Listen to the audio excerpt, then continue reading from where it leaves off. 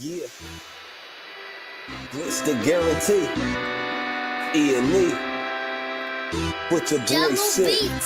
Glitch, nigga. Shit, I'm about to flood the streets like when the levees break. Criminal minds, my Garcia can navigate. Flowing while I'm blowing this gas. Nigga, no breaks. Niggas not seeing me ever. I mean, no dates. Fuck around and end up going. You getting misplaced. E&E, the shit that I claim. You dealing with grace. Took over the game by storm like Rain's mixtape. Thankfully, I been up in smoke like my mixtape. Counting cheddar shit, I'm about to make a grilled cheese. Niggas be faker than bad bitches with good weeds. On my John Wick shit like Keanu Reeves. Replacements won't be enough, you need the whole team. I've been a G since I could finish my ABCs. Kept it a buck so real niggas look up to me. This butcher boy shit get crazy. When it's sick of me, I'm coughing out these dope bars till they sick of me. Can't get rid of me, still can't find a remedy. Still blowing palmers, if it comes to Hennessy. E&E, we own our shit independently. When I go out on a limb, I take extremities. I can see right through on transparency. Hurt their self-esteem low, insecurities. Now or never, like Glitch the guarantee. What's the recipe? King L's Reflection 3. All these chapters in my life, you can turn the page. Books can't tell you my story, gotta live a day. Glitch got my back, yeah, you can copy that. Man, we control the seat, you can copy that. Leave your whole state red like Republicans. Putting fire on the track, now it's bubbling. Butcher boys, E&E, you in trouble, kid. At first 100 mil, you can double it. Let's go. All the hustlers getting money, let it show. Automatic nigga, how we get the dough. If it ain't paper, then we probably gotta go. Butcher boy shit, nigga, let's go. All the hustlers getting money, let it show. It's automatic, nigga, how we get the dough. If it ain't paper, then we probably gotta go. Butcher boy shit, nigga, let's go. Blow sick, corona, jealous in the motherfucker. Can't even take a step, that's how far I trust you. This black boy turned to shining king under pressure. West side fat jacks, I took more to measure. Shave the extras, that's business. Started feed street blues, what I taught. Boy, your blood flowing free. Power on my mind, knows the gang is kind. Read between the lines, it was in my eye. If they ain't got real lines, it ain't hard to spot a counterfeit. Undefeated, ultra real, Fern Gully Mountain shit. Couple hot shots, turn on the frozen margaritas. Even better when it's served with some flawless features. Next year they gotta pay for these flawless features. Flawless victories from the flaws that they teach us.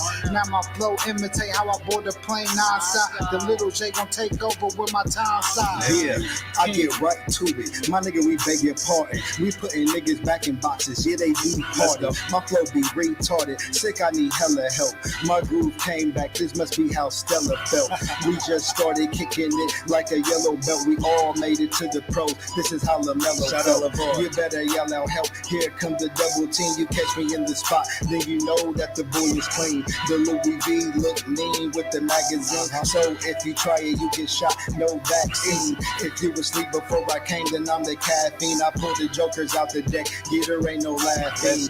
In CEO fashion, we sticking to the business. Wouldn't even let a vegan knock me off my chicken. Something about the BBS when the sun is hitting. Shit be flashing like the lights when you getting Let's go. All the hustlers getting money, let it show. It's automatic, nigga, how we get the dough. If it ain't paper, then we probably gotta go. Butcher boy shit, nigga, let's go. All the hustlers getting money, let it show. It's automatic, nigga, how we get the dough. If it ain't paper, then we probably gotta go. Butcher boy shit, nigga, let's go. Yeah. What up? You already know what it is, man. We here Saturday night. Let's get to it, man. Yeah. Shout out to the big homie Larry Gators. Glitch the guarantee. Absolutely love him and his research team's work. 2020 got Like me to see that other people clear. not been given the sight, man. Butcher boy shit. We about to get to it, man. Lost and Glitch. You know, We crazy cool out there, niggas. man. Getting crazier. This is the Boogie cool. Major. We on the right. You know what I'm talking about? Uncle Diggity, what it do? XL Pro, what's happening, Jack? You understand me, man? My brother Uncle Diggity in the building, man. My brother XL Pro in the building. Oh, we definitely about to scoop. Class is definitely in session. You hear me?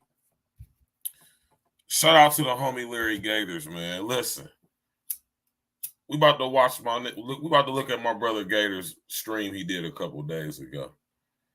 And he so beautifully broke this thing down. Tap in, walk with me. Get your notebooks ready.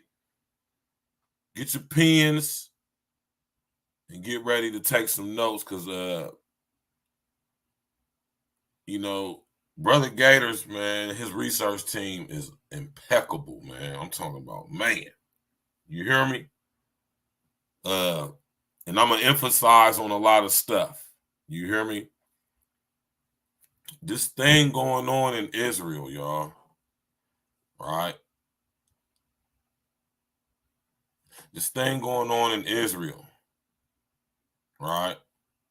It's very serious for lots of reasons, man. One, we have never been closer to World War III than any time in Earth history. Right? We have never been this close to World War since World War II ended back in 1944, really 1954. To be exact. Actually, that was when the World War II ended and actual Cold War started. Right? Tap in and walk with us, man. And in order to be able to understand what happened in Palestine, or should I say, what happened in Israel about a week ago, when allegedly Hamas bombed, committed bomb attacks in Israel. Mind you, let me just remind y'all, right?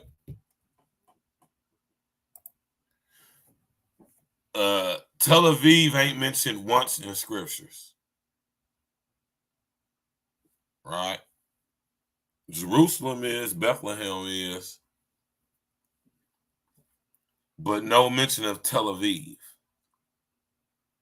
Right? I just thought I'd add that in there real quick just to let y'all know. Trump is the president that okayed the moving, right?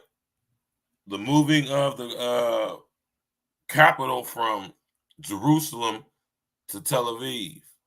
Or should I say from Tel Aviv to one of the two just a couple years ago. Right? And we about to get to it, man. Shout out to Gators, man. Fair use, fair use. I know my brother Gators don't be tripping about people using his content because he want the word to get out.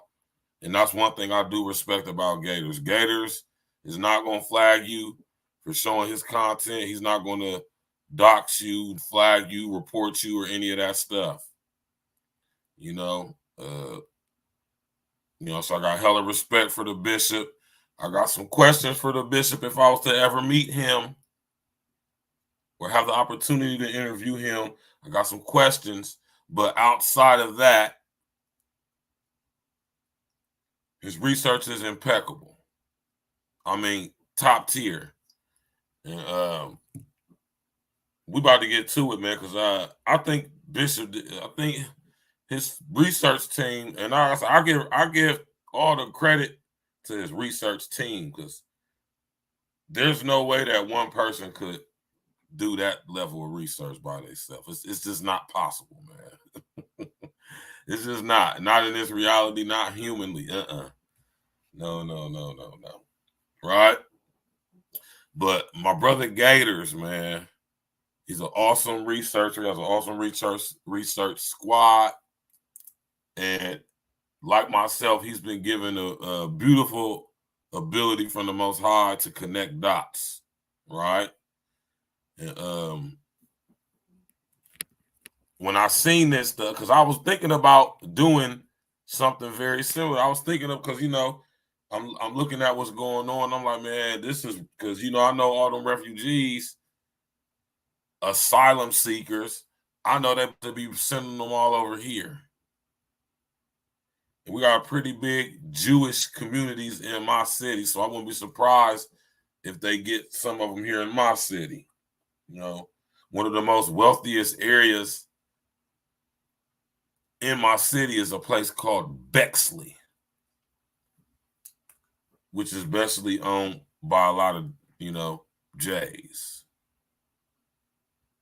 And shout out to my brother Gators for showing me that wisdom as well, too. I thought we got to box cleverly with our language.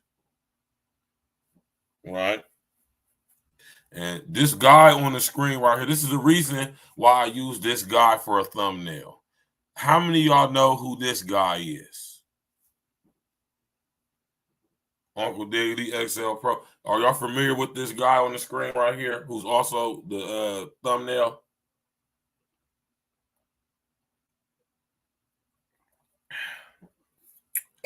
In order to understand over, inner, outer, extra stand, what happened or why happened in Israel about a week or so ago, allegedly met out by Hamas. Hamas, which is short for the man. Listen, man. Hey, man, listen.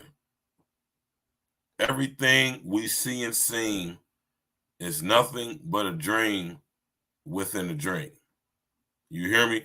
Tap in, walk with us, man. This is Lord Arthur Balfour. All right.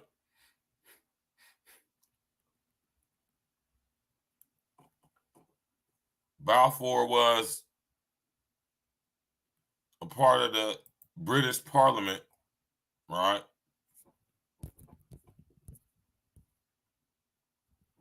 I believe he was the Prime Minister, if I'm not mistaken. All right.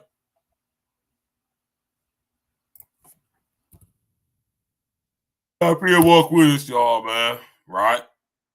He was his ex-Prime Minister, right? He was the Prime Minister of United Kingdom during World War I, right? And Earl of Balfour offered Arthur James Balfour, right? This guy is the Prime Minister, right? Who presided over the bombing of the country of Israel into existence with the Balfour Declaration.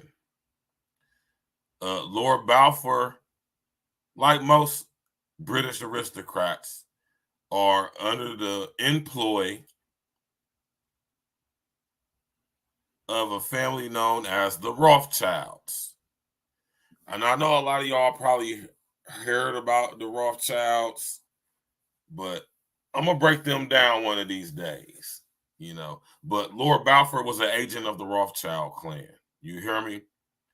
And we're going to get to all of that later on too, right? And he wrote a letter, and that's what's in the thumbnail, right?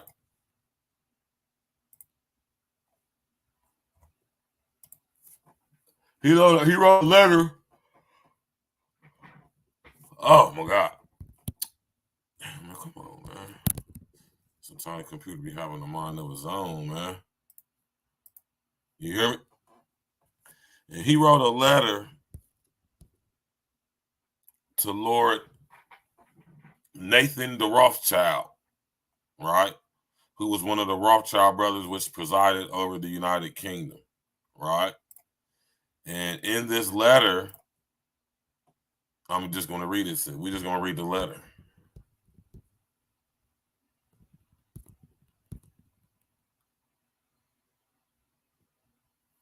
He said, I have much pleasure in conveying to you on behalf of His Majesty's government the following declaration of, sympathy with Jayish Zionist. What's that say?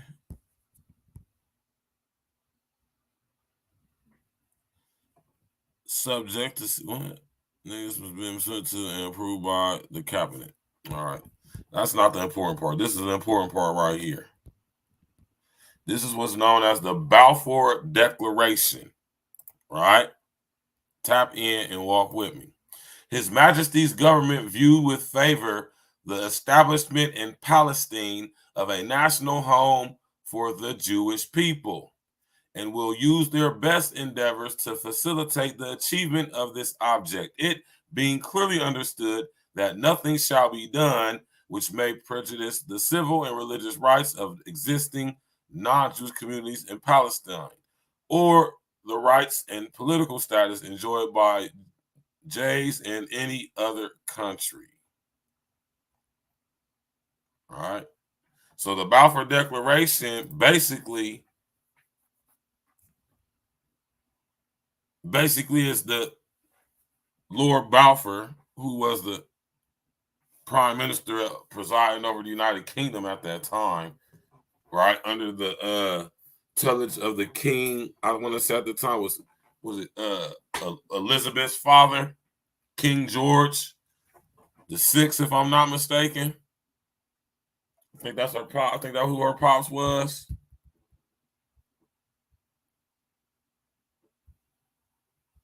You know, smash that like button, y'all. Click on the bell, subscribe to the page. You feel me?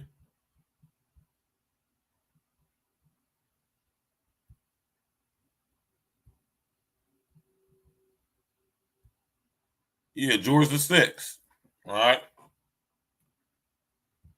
Yeah, George the Sixth, which is Lizzie. Lizzie's pops. He was the British monarch presiding over the British royal family at that time, right? And Lord Balfour was the prime minister. He wrote a letter to this guy, right?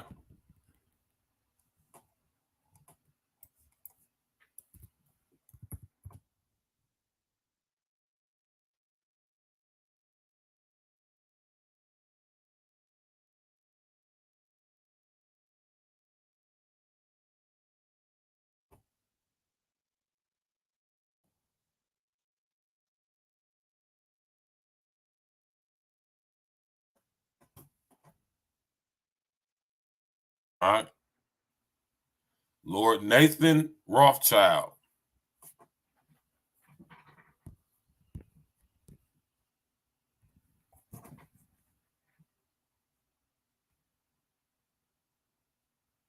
All right.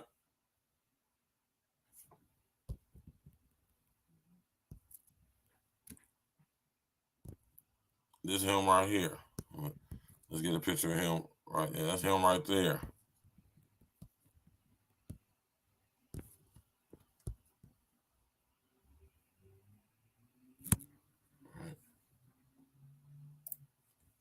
This is Lord Nathan Rothschild.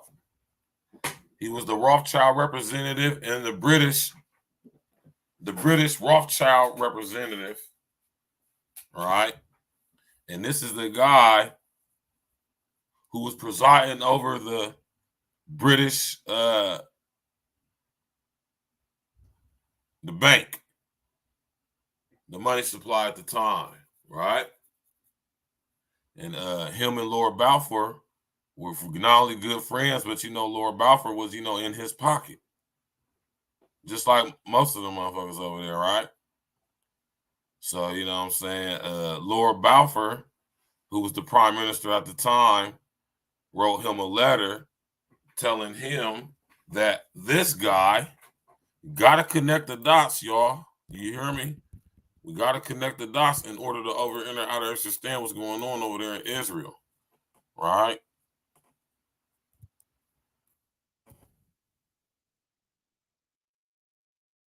Right. Lord Balfour was representing this guy. All right.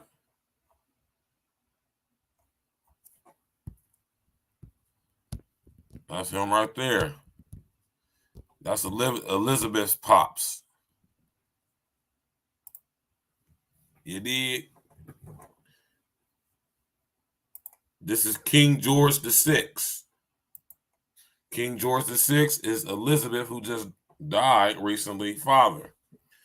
He is the guy who was presiding over the British royal family at the time of World War I. Right? Do you understand what I'm saying? Him and Lord Balfour,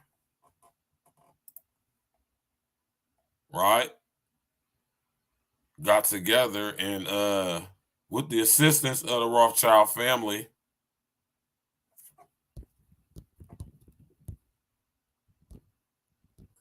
through their representative in the British government, Nathan Rothschild, this guy right here. Yeah, man. You know what I'm saying? They've put together this plan, right, as a result of World War I coming to an end, right, to expel all of the so-called Jewish people, right, from out of the, Russia and the Baltic states. And K Blackman, what's good, man? Right? And to sequester them to Palestine, or what we now know as Israel. Right? Let me find this one picture that I wanted to show y'all.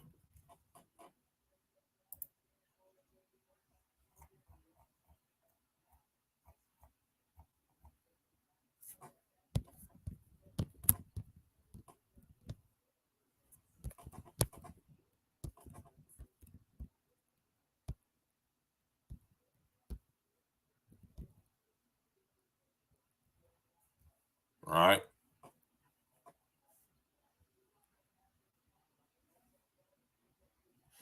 I got some news for y'all.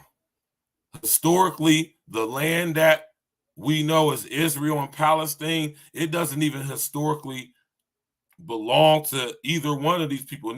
Look, the Palestinians, who are actually the Chaldeans,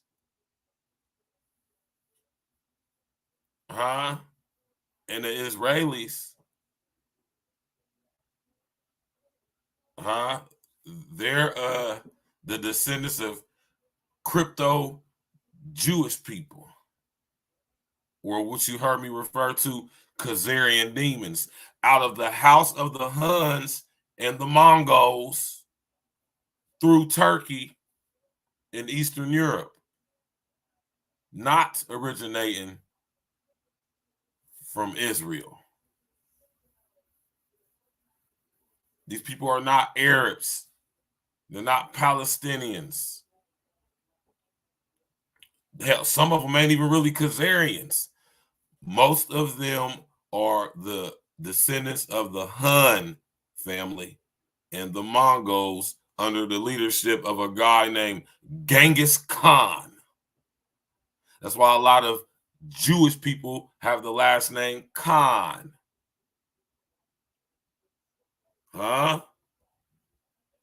Tap in and walk with us, man. Now, back in the day when all this first went down, you see that the area we know as Israel was mostly populated by Palestinians. This is a year before it became officially known as the State of Israel. And as y'all see, they damn near done obliterated most of the Palestinian people. Now they got them living in an open air prison, the largest open air prison on earth, or should I say in the world, the Gaza Strip. Right? So tap in and walk with us, man. I just have to lay that real quick though, man. Hey, listen. Listen here, man. Shout out to Brother Gators, man. You know?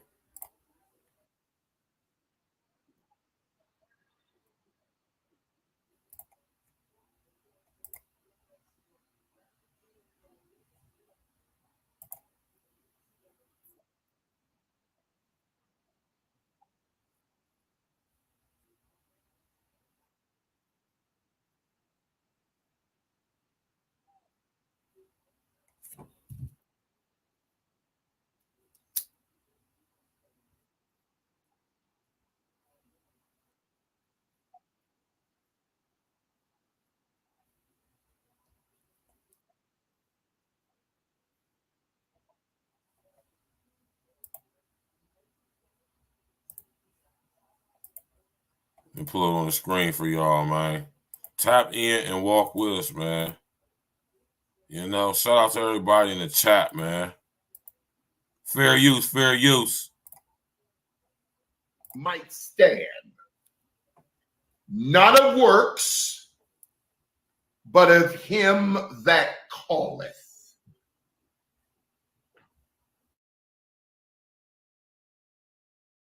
The key verse that the Holy Spirit, Yeshua the Christ, is leading your bishop to teach you tonight, as you matriculate back 4,000 years, going back into history that we call historicity, Genesis chapter 17, verse 20. Genesis, oh Lord. Genesis chapter 17, verse 20. For as for Ishmael, or An, the DNA, as for Ishmael, I have heard thee. Behold, I have blessed him, Ishmael, and will make him fruitful. The Arab oiled nations of OPEC, and will multiply him exceedingly. Right.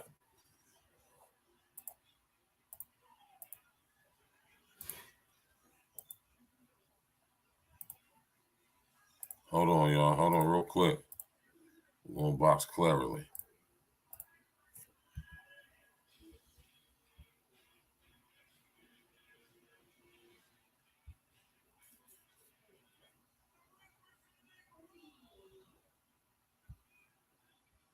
Tap in, walk with us, man.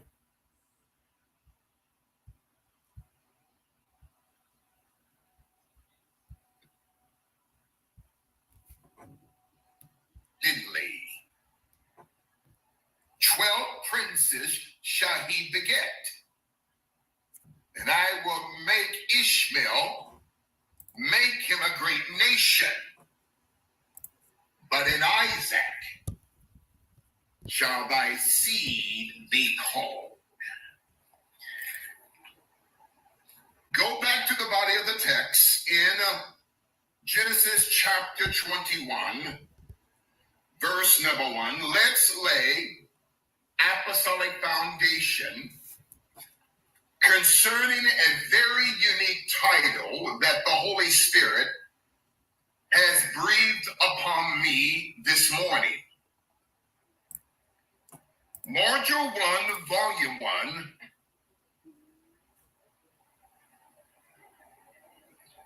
the Immaculate Conception, or what I call the Immaculate Deception of the Middle East. Please write this down. The Immaculate Deception of the Middle East. One more time. The Immaculate Deception of the Middle East. There is a great distinction between between a Chaldean, a Hebrew, and a Jew. Abram, or Abram, ram in the bush, his bloodline was not Hebrew, for Hebrew is not a genetical bloodline. Listen. Neither was Abram called a Jew, because Jew is not a bloodline. It is simply a spiritual discipline unto the Lord. Right. See, a lot of people is under the misconception that Jewish is a race, or being Jewish is something genetic. Right? Couldn't be further from the truth. Jewish, or being Jewish, or a Jew, or just simply means that you are a follower of the Judaic religion. That's it. There's no such thing as Jewish DNA or Jewish biology. Right? Being Jewish isn't a race. It's not a race of people. You understand? Let's go.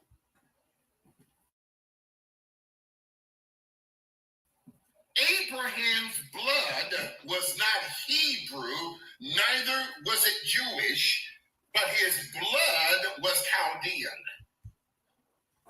What y'all know about the Chaldeans?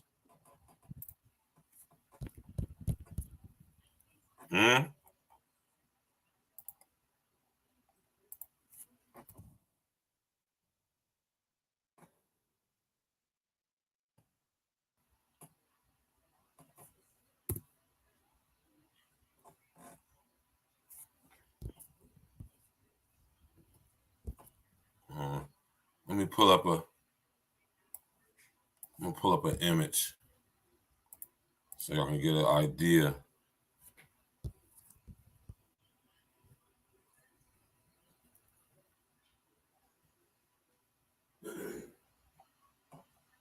Right? The Chaldeans were not Jews. They weren't Hebrews. They were Babylonians, Khazarians.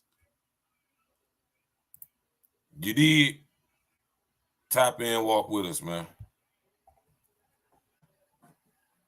We have been strategically lied to. Every Hebrew is a Jew. Talk to him. But not every Jew is a Hebrew.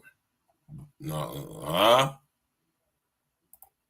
Every Hebrew is a Jew, but not every Jew is a Hebrew. They're Jewish by faith, culture, religion. Right? But they're Khazarian by blood.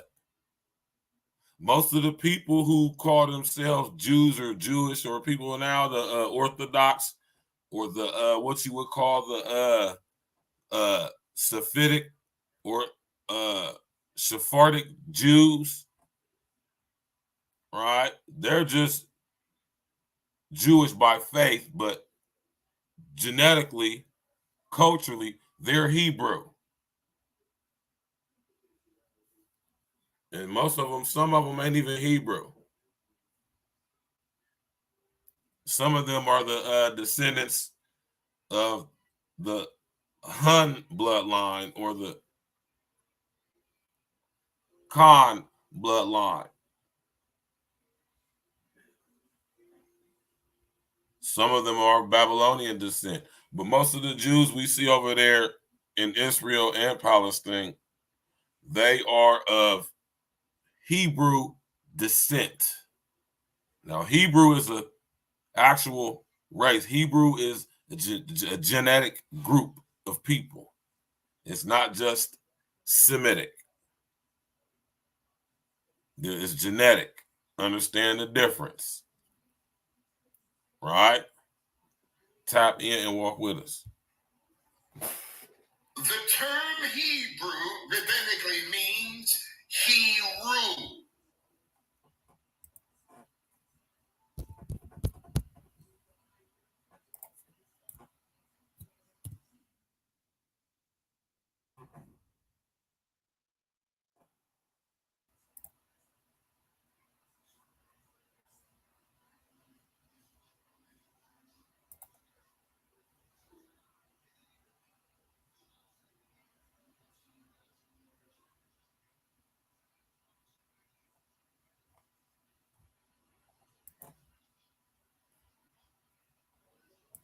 Let's go.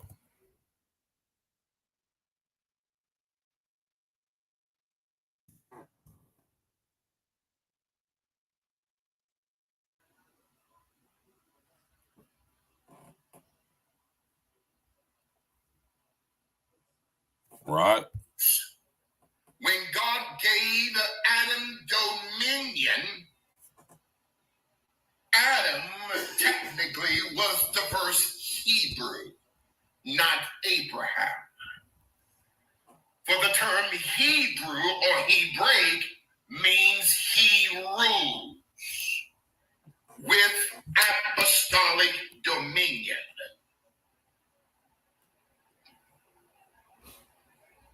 The term Jew means one who is disciplined unto the nature of God.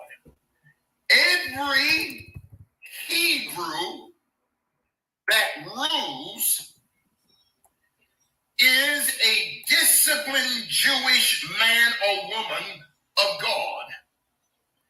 But not every disciplined Jewish man or woman of God is called to be a chosen people to dominate the earth as Hebrews or he rules.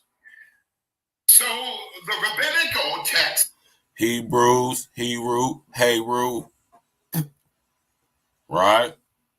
That's why I tell y'all to study etymology, man. You know what I'm talking about?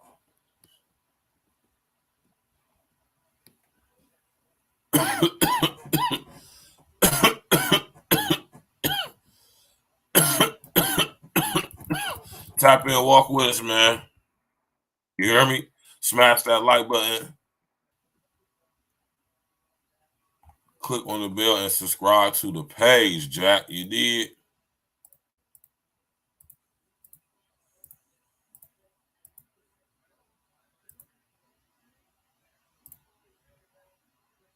I want y'all to keep this in mind, man. Tap in and walk with us.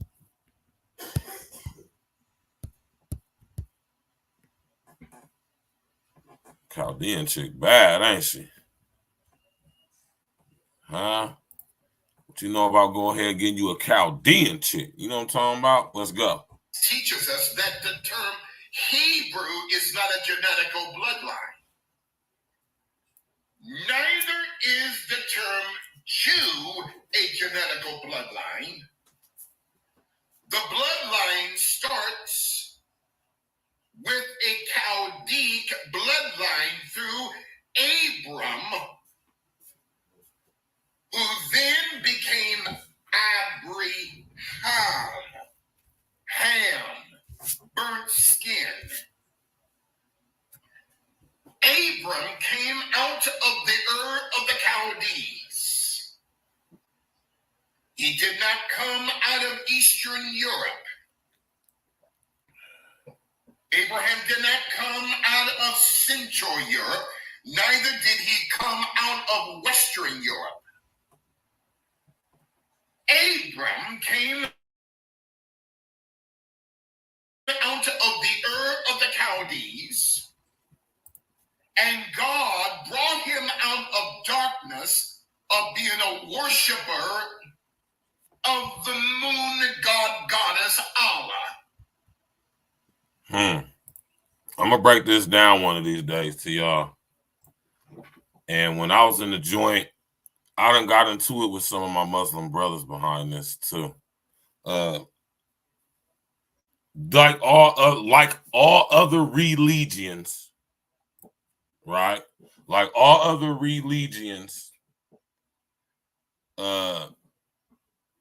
Islam is no different, and that is it is a religion, right, that derives from the worship of Lucifer, Satan, the devil. It's a moon-based religion, hence the god of the religion being called Allah. Was not only, I mean, it's not that it means God in Arabic. Arabic being being a dialect of Hebrew, right?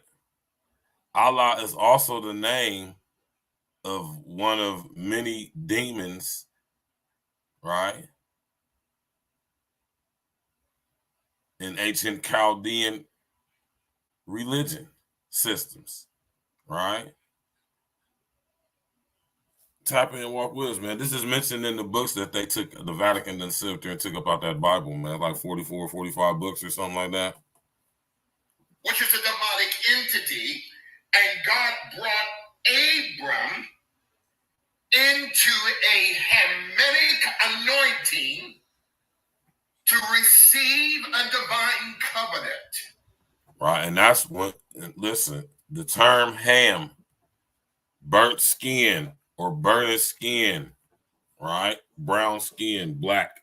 It just was referring to the color of the skin, but not only the color of the skin, but the composition of the genetic makeup of that skin being deeply melanated, right? Understand this, man. You hear me? Tap in, let's go. So every Hebrew is a Jew, but not every Jew is a Hebrew. There is a great distinction between the state of Israel versus the nation of Israel. Did y'all know that?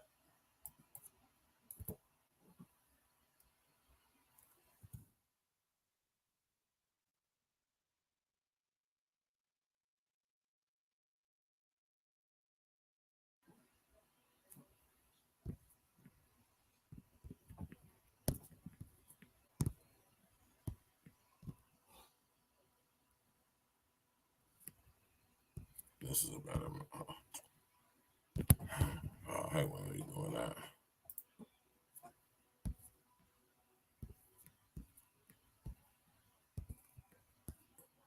That's not a good one either. Let's see what this one look like. God damn. Technology don't never work when you need it to. I guess this is a pretty decent map.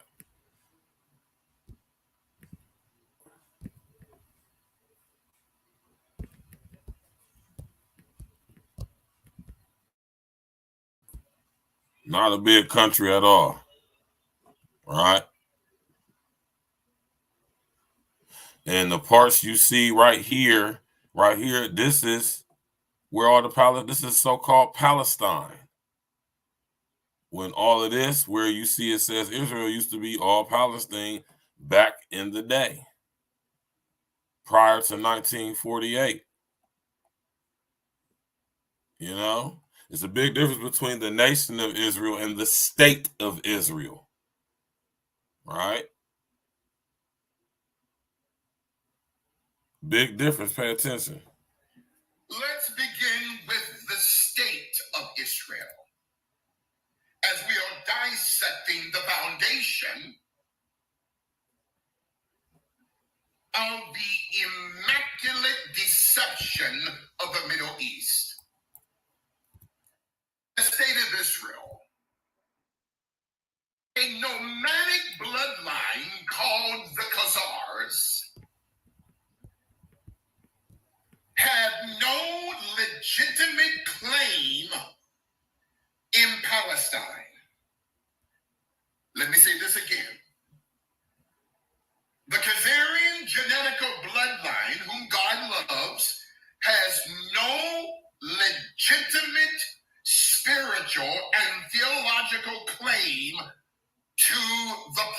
promised land.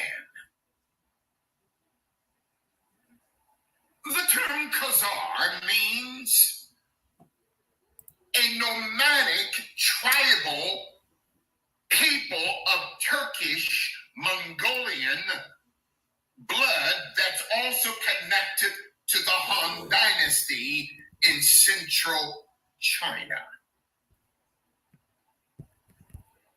The state of Israel, the ruling core of the Khazarian Empire, originated from the Caucasus Mountains, migrated to Turkey, then the Mongolia, then through the Han Dynasty in central China. The Kaganites, being the political party of the Khazars, a ruling core from the Turkic Kaganite Mongolian Empire, its domain stretches from Manchuria to the Black Sea. The Turkish Empire of the Khazars is divided into eastern and western domains. The medieval... What y'all know about Khazaria? Right? What y'all know about, y'all hear me talk about Khazarian demons? Those who claim to be Jays, but are really of the synagogue of Satan. Right? Y'all may know them as the Archons, the reptilians. This is where they descend from. The Hun bloodline, the Khan bloodline, out of Asia. Y'all ever heard of somebody called Attila the Hun? You know, that's where these Khazarians descend from. Right? That's why they've been at war with the Asian families in China over who's going to be running things. You dig, man? Y'all better understand what's going on, man. Smash that like button. Let's go. Eurasian genetical bloodline is the Khazars themselves, who are not genetical Chaldeans. They are not Hebrew by call, nor Jewish by discipline, but they are Turkish Eurasians. The medieval Eurasians dominating from the Ukrainian steppes to the domain of the Ural River, from the Middle Volga region to the North Caucasus Mountains to the Crimea. In 70 BC, we called it the Khazarian Empire. Had all this area right here where you see this that, where you see the crescent moon at, the Byzantine Empire. Some of y'all might be familiar with the Byzantine Empire. All of these empires were under the jurisdiction of the Khazarian Empire. Right? And this is the offshoots of the descendants of the Hun bloodline and the Khan bloodline out of Asia. Right? These people say that they descend from the serpent gods, man. You hear me? Let's go. It's the time of the silent years between Malachi and Matthew, where there was no prophetic prophets, nor seers, nor word from God because of the darkness of nations. In 70 BC, through the edict of the Roman Empire, the siege of Jerusalem, and the destruction of the temple that goes back to Solomon, this destruction began on April 14th to September the 7th, before the common era of the Christ. Because of the Roman Empire expansion of the Levant, Levant, and the term Levant simply means, students, a historical geographical area, the composition of Eastern Mediterranean regions of West Asia. The acronym or the demonym, DEMONYM, for Levant or Levant, is legion, for we are many. The state of Israel. So the mandate from the Roman Emperor Titus Flavius Vespasian had commissioned a man by the name of Leo the Khazar, who called himself Titus Flavius Vespasian, or Leo the Khazar the First. Through the edict of the Roman Empire, the Khazarian bloodline stretches back not just to Turkey and Mongolia and through the Han Dynasty in China, but also interconnected to the bloodline of Constantine.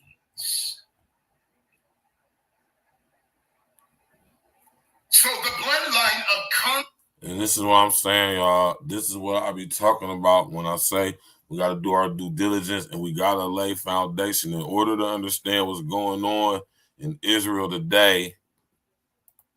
We got to take a walk down memory lane historically to understand how we got where we is right now, right? These people who are occupying the state of Israel within the nation of Israel, right? They claim to be Jewish descent when Jewish is not a bloodline, nor is it genetic, right? Understand this paradigm right here, right? You know, they're neither one. They're not Jewish or Hebrew. You know, these people are Khazarians, man, out of the East and Southeast Asia. All right. So,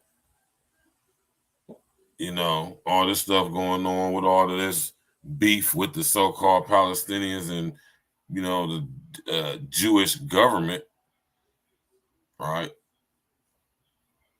It's all an illusion, right? Because historically, the land doesn't belong to either one of them because the Palestinians aren't indigenous to that land. Neither are the so-called Jewish people. Most of them come from Eastern and Central Europe, right?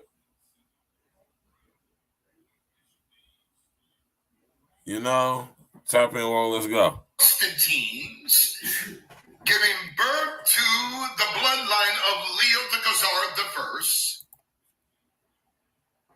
called the Germanicus section of what is called Turkey today. After the fall of Jerusalem, 7 BC, Then the Khazarian Mafia built a counterfeit temple called Herod's Temple,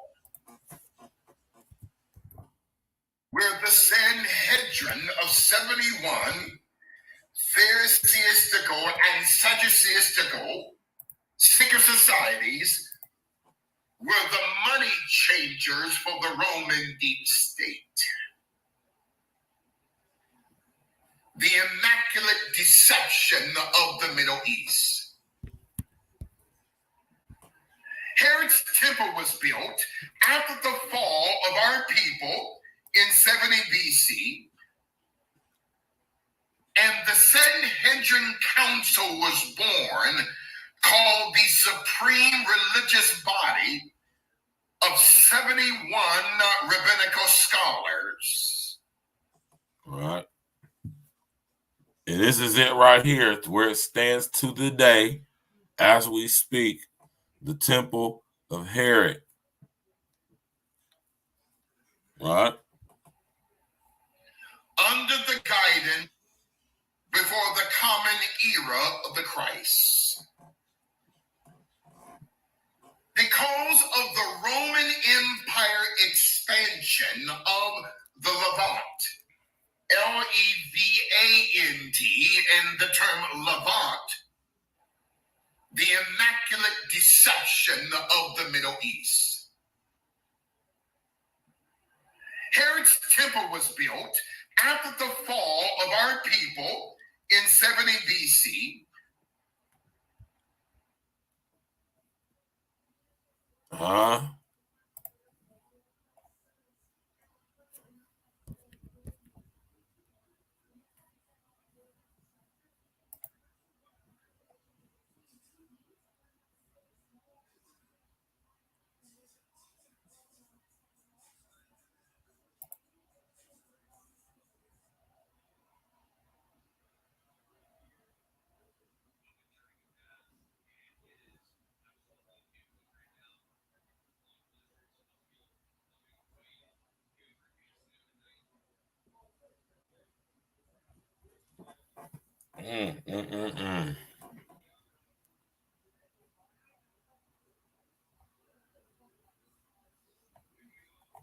Right.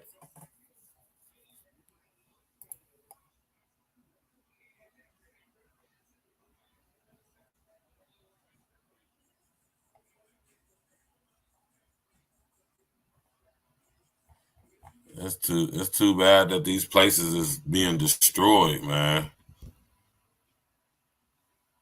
You hear me?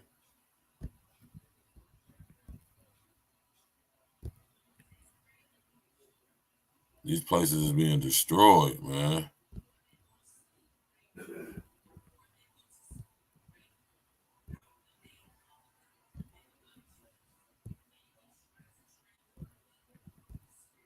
See what I'm saying? These places are being destroyed. And this is in the area where Palestine is at. See the little map right there, the little divisory line?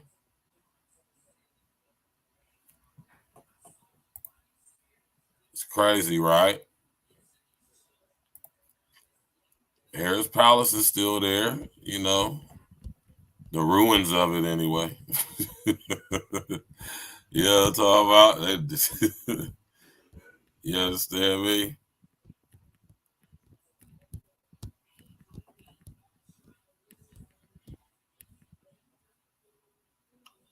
Yeah.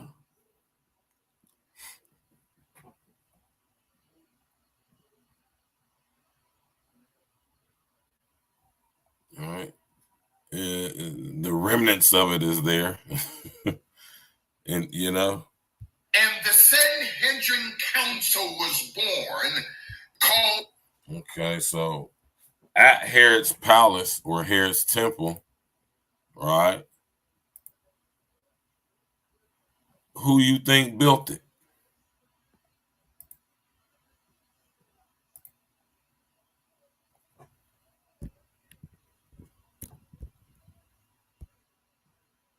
Right?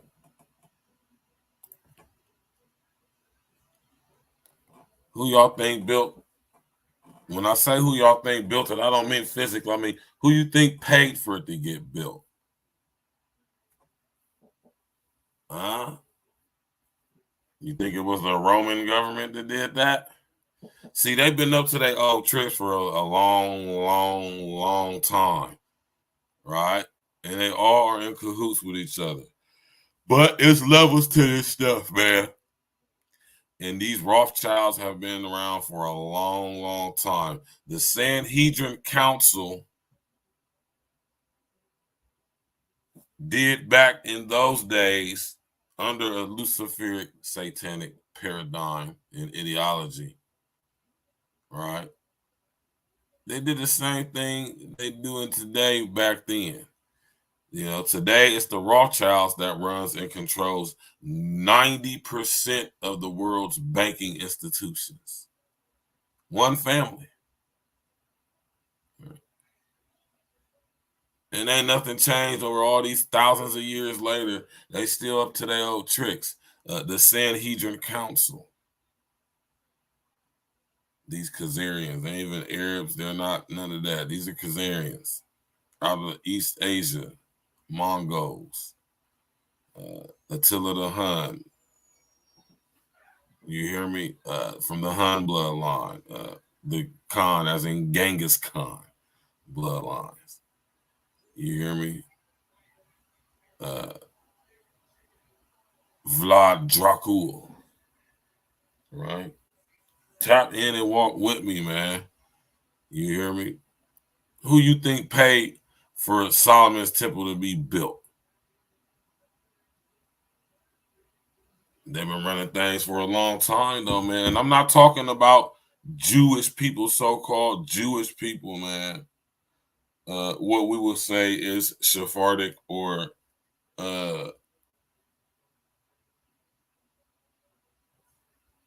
excuse me. I got something on. Right? We're not talking about regular Jewish people who we go to the store with and all of that. No. Because they aren't the Jews or Jewish. They ain't even Jewish. You know what I mean? So we're not talking about those people. Those the actual people who are of the Jewish faith. They are actually some of the coolest, down to earth, loving, and caring people you'll probably ever meet. Yes, they are. We ain't talking about them. We got love for them ones. We talking about those who claim to be Jays, but are really of the synagogue of Satan. All right? Tap in and walk with us, man. Click on the bell, subscribe to the page. Let's go. The supreme religious body. The Sanhedrin were the progenitors, if you would, of the current banking system and structure ran by one family, the Rothschilds. All right? Let's go. Of 71 rabbinical scholars under the guidance of Rome. 13 years. And just like nowadays, right? Just like how the descendants of these people, the people who run the banking system now, the Rothschild families, and all their little subsidiaries and all of that, these are the same ones who presided over Rome's money supply. Right? Rome was a vast empire, the biggest empire in human recorded history.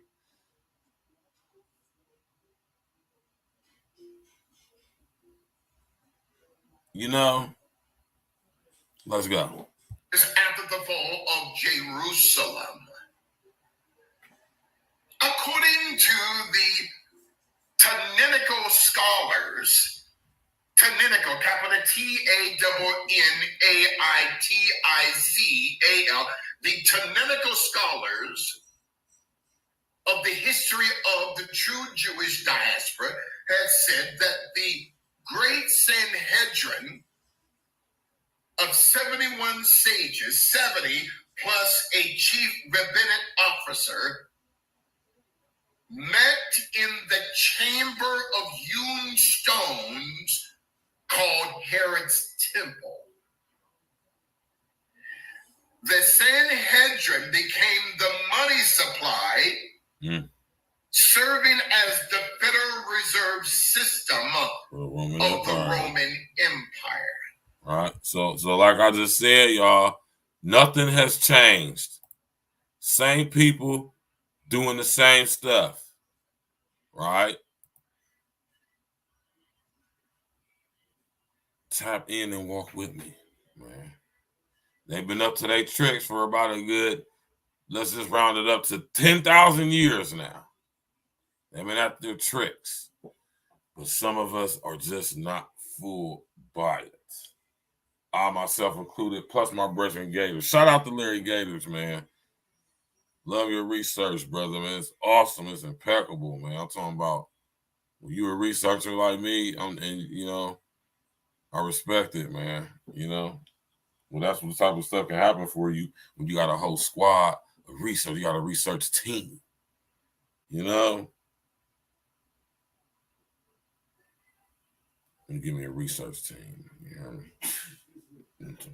We're gonna give me a research team. Let's go.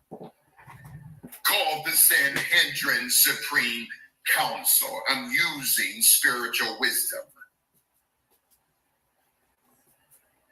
The composition of the Sanhedrin Council comprised of two Khazarian sectarian movements. The Pharisees, the Phariseistic sectarian movement, created by Judas Maccabeus and his nephew John Hyrcanus, Hyrcanus, established a new monarchy, a new secret society through the bloodline of the Hasmonean dynasty. Tap in and walk with me, man. You hear me?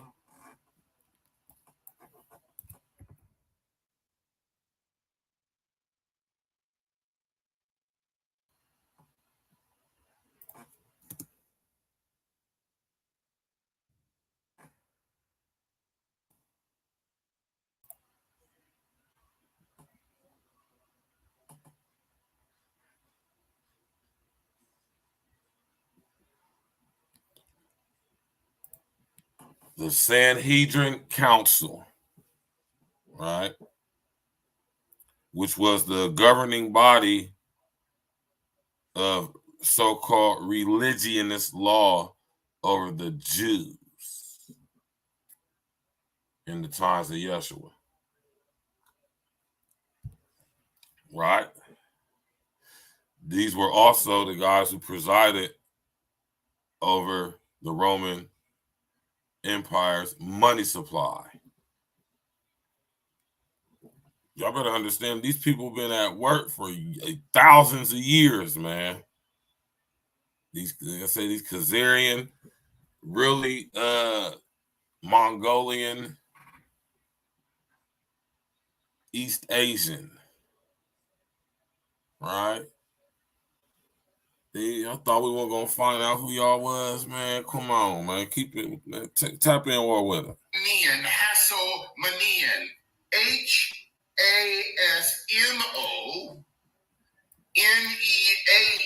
the Hasmonean dynasty started in 152 BC, where they created priesthoods through the monetary system. That's the Pharisees. The Sadduceistic system was a second Khazarian sectarian system, a part of the Sanhedrin Council. Designed also according to the Maccabean era. They represent the elite rabbinical secret society, whereas the Pharisees represent the common people of the Khazarian order. Pharisees and Sadducees. When you look on the Wikipedia and type in Sadducees, capital SADDUCEES,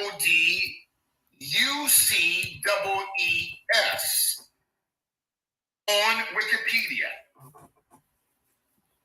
on the right-hand corner of the Sadducee page on Wikipedia, it will show a 15th century painting of a Sadduceistic rabbi with his right hand in the form of a Roman Empire 666 code. Under the term Sadducee, SADUCEI. That term, and I'm allowed by the Holy Spirit to give an example because we're under the blood of Christ through prayer. This is a Roman Empire 666 code hand sign that was also picked up thousands of years later by the Third Reich, called Nazis. The immaculate deception of the Middle East. Stay there in Genesis chapter 21, verse 1. So then, the Pharisees and the Sadducees comprise the composition. Y'all see that?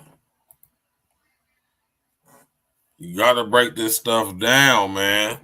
Right? The Hasmonean Empire, right, comprised of two different factions of these not Jewish people, but these Khazarians, right? Descendants of Mongols out of Mongolia through the bloodlines of the Huns and the Khans, as in Attila the Hun and Genghis Khan, right? And you have the Sadducees and the Pharisees.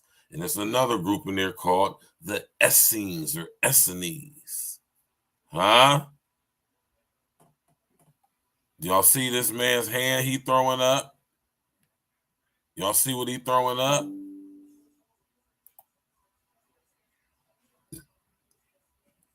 See how he got his other hands down there? He hitting us up right now. Right? Now, what image looks similar to this one?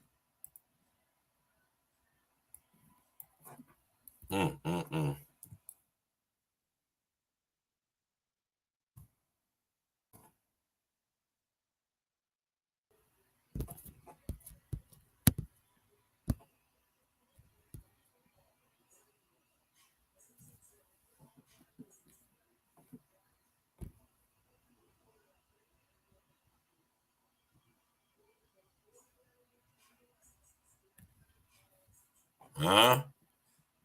Who else? What other figure does this remind you of? Right? Tap in and walk with us, man.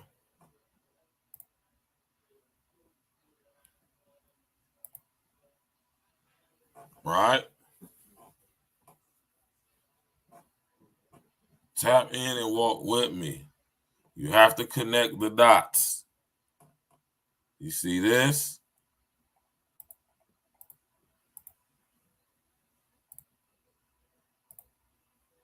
You see that?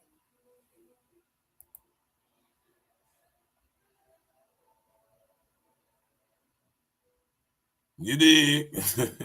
Smash that like button, click on the subscribe to the page, man. We're going to connect the dots, man. Shout out to Gators. Listen, the Sadducees, the Pharisees, and the Essenes, or Essenes, as I like to pronounce it.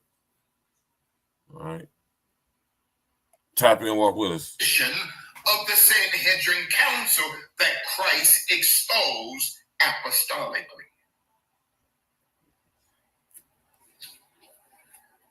There's a third faction of the Khazarian Sanhedrin order. Is called the Essenes.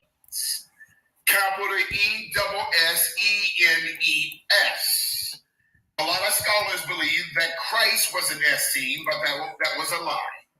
The Essenes were a third faction or party 2,000 years ago that was created in the 2nd century BC by Jonathan Apphus, capital A-P-P-H-U-S, of the genetical bloodline of the Hasmonean Empire. Hasmonean, H-A-S-M-O-N-E-A-N,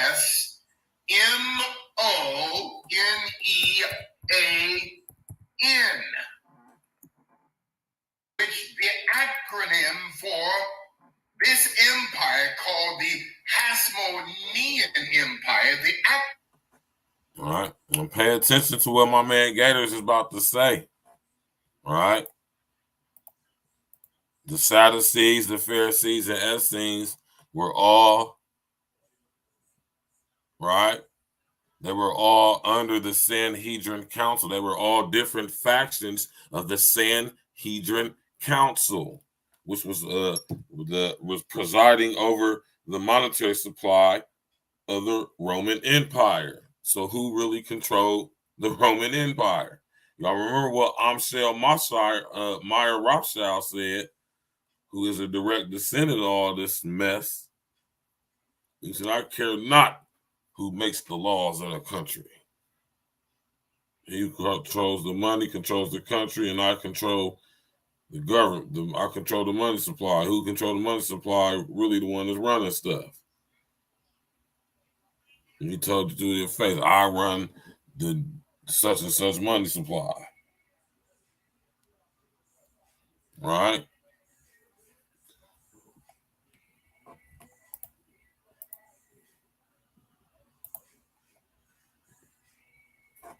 Acronym is the term Hamas. Hmm.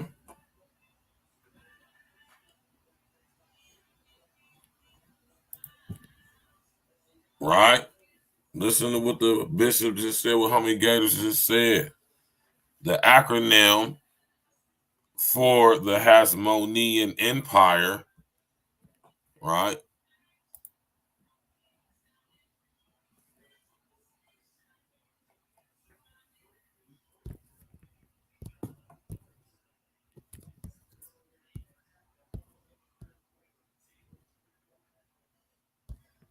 You know, the Hasmonean Empire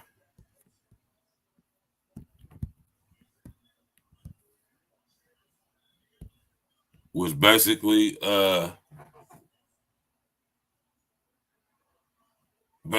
controlled, you know, the major part of Israel even all those years ago. Right? Like I said, they still at their old tricks, man. And a code word or a short term for them was Hamas. Tap in. Let me say this again. The acronym, now to pick up your jaw, the acronym for the Hasmonean Empire that created three political factions, the Pharisees, the Sadducees, and the Essenes, the Middle Eastern, that Babylonian acronym for Hasmonean is Hamas. And here we have Hamas wreaking utter havoc, allegedly, right, I want y'all to understand what I'm doing right now. And this is why I rock with my man Gators, because you have to lay historic foundation to get where we going to. So you understand where all this stuff come from. Hamas, the name of the terrorist organization that has been blamed for this so-called bombing that happened in Israel a few days ago. Hamas is an acronym for, or an acronym in Greek or in ancient Arabic language for not Arabic, but Hebrew for a Hasmonean, right? Or Hamas. In present day, Hamas is the name of a terrorist organization coming out of Israel, funded and subsidized by guess who? Funded and subsidized by guess who? I keep telling y'all that all of these so-called terrorist organizations that all just happen to be so-called Muslim radicalists, Islamic radicalists, right? Tap in, walk with us, man. One that destroys. The immaculate deception of the Middle East. A scholar by the name of Hillel the Elder, Hillel the Elder. If you will go on Google Images and type his name, Hillel, Hillel the Elder, who was not Chaldean, who was not Hebrew, he was not Jewish, He was a he Khazarian. was Babylonian. Yeah, goddamn a Khazarian. Hillel the Elder, the founding father of both the Babylonian Talmud and the Jerusalem Talmud. Not written by Hebrew, not written by a Jew, written by a Babylonian. When you look up the term Hillel the Elder, you will see a child on his lap. I'm using wisdom. Hillel the Elder, who designed the Babylonian Talmud and the Jerusalem Talmud,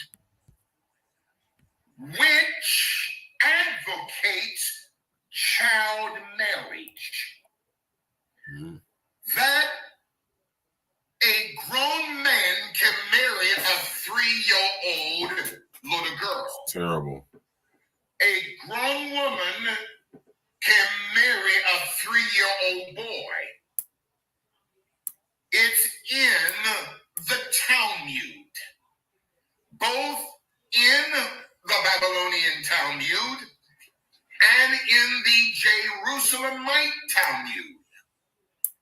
And later scholars of Rav Ashi, A-S-H-I, and Ravina, R-A-V-I-N-A, the second, had edited what Hillel the Elder wrote.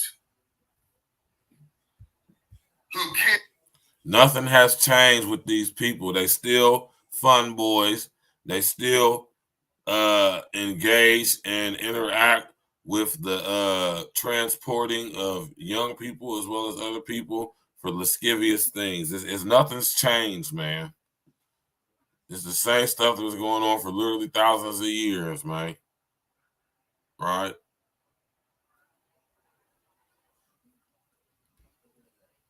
Understand what I'm saying to y'all tonight, man. You hear me? In order to understand what's going on in Israel, we have to go back. Out of Babylonian captivity, not as a Hebrew, not as a Jew, but as a Babylonian. Let's continue to lay foundation. Which brings us to the time period of crypto-Khazarians. Can I take my time? My bishop, what is a crypto-Khazarian? A crypto J or Kazarian Josephine, what's up, girl? is a man, a woman, or a child. Publicly, they are Muslims, but privately, they are Kazarians. Crypto-Kazarianism goes back as early as 500 AD, both in Portugal and Spain, amongst the Sephardic bloodline. I have to use wisdom. Talk to him. Tap in. Where the cryptocurrency system of today began as early as 1400 AD. There you go, Pastor Sam. There you go in the world today. The cryptocurrency system is what we call money magic through money manipulation. Usury. Just put it in a nutshell for you. Usury. And the people from the Sanhedrin Council, the Sadducees, the Pharisees, and the Essenes, they were all money changers, money lenders, counterfeiters, fraud, embezzlement. They engaged in it all. Usury. What is usury? Usury is charging people interest on loans.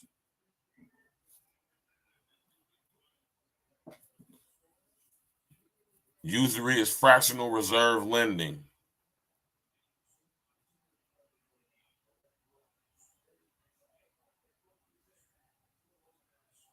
Usury is credit or debit. Right? Listen here, man. I'm sitting here trying to tell y'all, man. Signing currency out of thin air. Fractional reserve lending, charging people interest on money that not only doesn't really have no value, it doesn't exist. What you think gonna happen if we all go to Huntington, who got a account at Huntington, and we all go up there on Monday and we be like, yeah, we want all of our money out of our account now. Right? Tap in, walk with us. 95% of any book or document written about the history of crypto J's or Kazarians are written by powerful Jewish scholars. Yes, they are. Yes, they are. I did a show on one of them not too long ago, if y'all remember. Let me go see if I can go find that John real quick, man. Let me go see if I can find him real quick, man. I did a show on my brethren too, man. You feel me?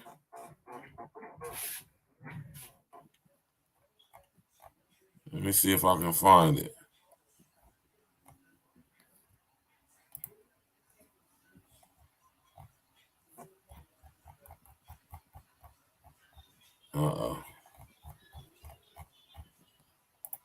Let's see if I can find it.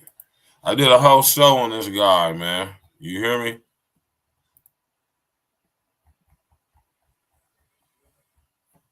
You know?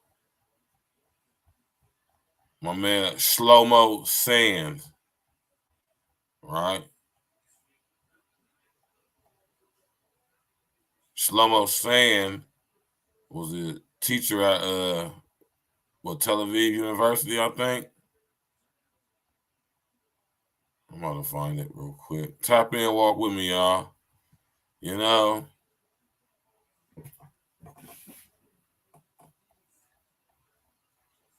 I'm about to find that joint too. You know?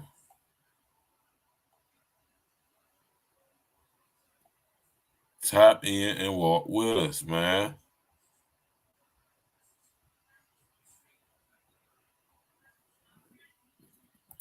You know? Jay Jermaine, what up with you, bro? My man Jay Jermaine in the building, you did?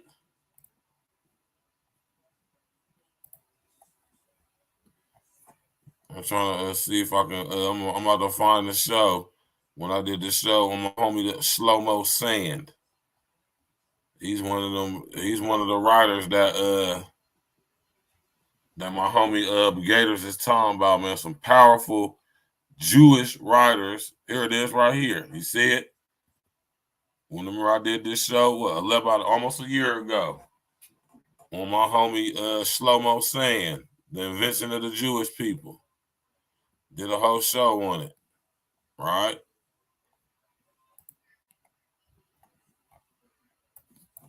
You want to be the first one to pop up, Ross?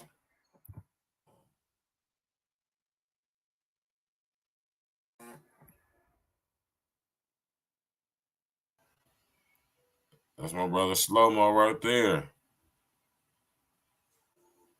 And that's his book he wrote called The Invention of the Jewish People. Y'all better go do your due diligence and read this book, man. You know?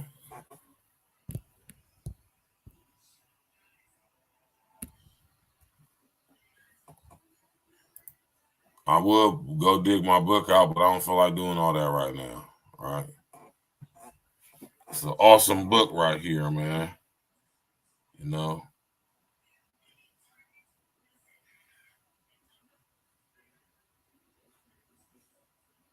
You said I've been on Kelton.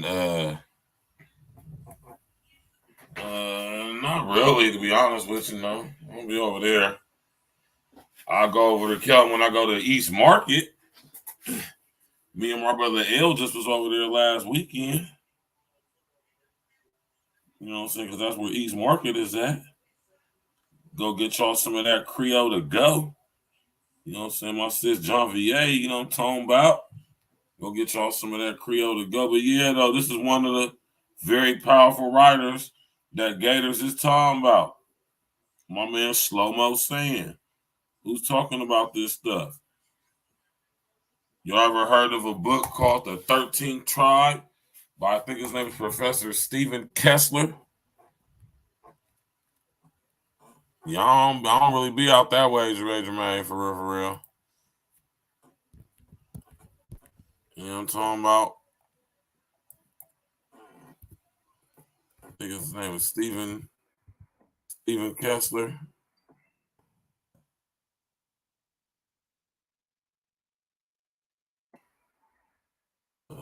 What's it called?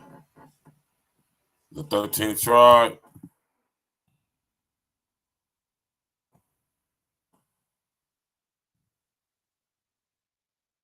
Oh, my fault. Arthur Kessler. Arthur Kessler, The 13th Tribe. Y'all gotta go check this book out too. All right? The house of Saul, they are not Arabians. They are not Muslims. They are crypto-Khazarians. Publicly, they appear to be Sunnis or Shiites, practicing Wahhabism, but privately, they are Khazarians. The House of Saul are Khazarian, crypto-Khazarians, who then migrated to Arabia. Who created the House of Saul? The House of Saul was created by the Western powers, the United States and Great Britain and France, going back as early as the 1400s. Because the Rothschilds, the Rockefellers, coming up unto the early part of the 1900s, need access to Arabian oil. The House of Saud started with a man by the name of Saud Ibn, I-B-N, Muhammad I know that's messed up, man. Muqrin, son of being Muhammad Murkrin, who designed a radical sect of Islam called Wahhabism and Salafism and Sunnis and Shiites. Even today, Mohammed bin Salman is a crypto-Khazarian. According to the Mohammed bin Salman is the current leader of the House of Saud, right?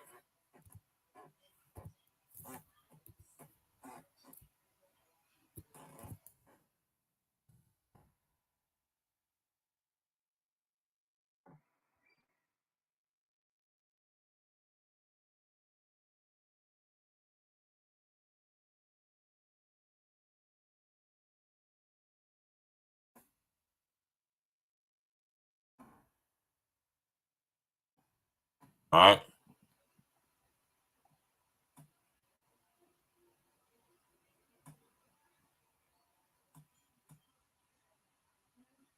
Right. Jerusalem Post, you see, pastors. Yeah, they got our Arthur up through, man. We're living in a time of the show me state generation. All this stuff is coming out, y'all. Missouri state generation. This is why when I be doing these shows, I make a differential in who I'm talking about. All right? You feel me? I done sit up here and broke this thing down to y'all a few times. When I sit up there and told y'all about the International Holocaust Remembrance Society and their new definition of anti-Semitism, and how these people who call themselves Jews aren't even really Jewish. They ain't Hebrew. They're not even Arabic. And when you get past some of them, man, even Khazarians, they're Babylonians, Mongols, Huns, Khans. Right? Tap in, walk with me. If you would type in on Google.com, Saudi royal family are descendants of Jays who fought Muhammad. Saudi royal family are descendants of Jays, I'm not going to pronounce the rest of that word, who fought Muhammad. That is on the Jerusalem Post website. The op-ed is January 15th, 2022. You can also go to concisepolitics.com or write or type on google.com the documented J roots of Saudi royal family. Saudis are crypto J's, not Arabs. Thank you, Pastor Colleen. You can type in also on Google. Do you understand what this means? The documented.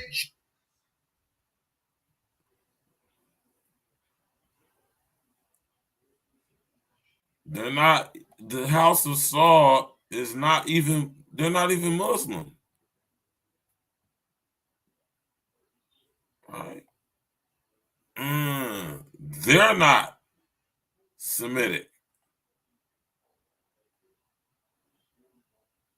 It's funny to me, man. Right? It's crazy to me, man, because you know, man, we've been led to think, right, that the Saudi Arabia, mind you, Arabia is mentioned in the scripture, but Saudi Arabia is definitely not mentioned in the scriptures at all in any version that y'all say been revised or remixed. None of them gonna tell you or say what I just said or the opposite. You know, there's only so long this stuff could be held under wraps, man. You know, we got the internet, we got research at the tips of our fingers, man. You know, you got a lot of people with the ovarian fortitude and the testicular fortitude to say what needs to be said on this stuff. Like my brother Gators, let's go. Days, I'm not going to say the rest of the word, roots of Saudi royal family. Saudis are crypto J's, not Arabs. You'll find that on ConcisePolitics.com. So the Jerusalem in the Israeli press is saying this, not the bishop. Crypto Khazarians are also called Khazarians. D-O-N-N-E-H. You ever heard of that?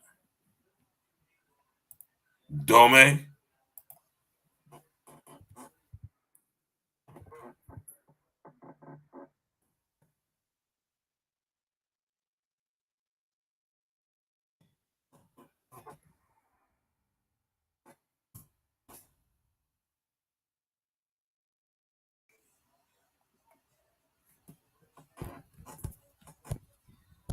I did a show on this too, y'all. Right? Right? I did a show on this, y'all.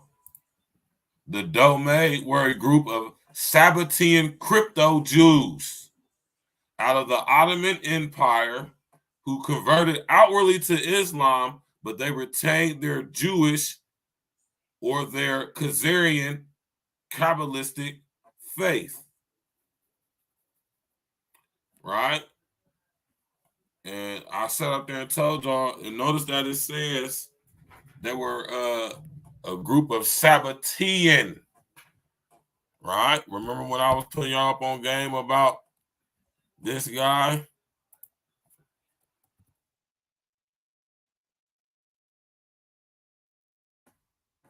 Sabbatean Levy. Remember when I did the show on this guy? If y'all remember. Sabbatean Levy. Remember when I did a show on this dude? Him was the so-called, they said that he was the so-called Messiah. And he just was a Khazarian demon.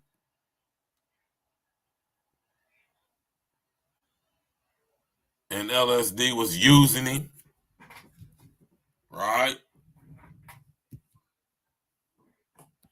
Tap in, man. Go to Amazon.com and type in crypto J's or domain J's. 95, as high as 97% of those documents are written by Jewish scholars. Saudi Arabia is actually a Zionist creation. Saudi Arabia is a Zionist creation for the access to Arabian oil. Do you remember the movie Lawrence of Arabia? Pastor Colling, who was the... Y'all ever see the movie Lawrence of Arabia?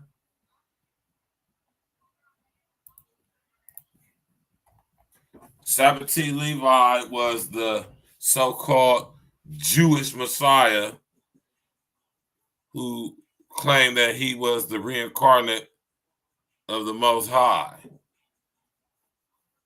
which is a lie, right? And he is one of the progenitors of what we know as Wahhabism today. those who claim to be Jews but are really of the synagogue of Satan. Right? Tap in, walk with us, man. You did. British actor that played in that movie, Pastor Colleen. I want to say his name is. Oh, who the actor that played Lawrence of Arabia, man? All right.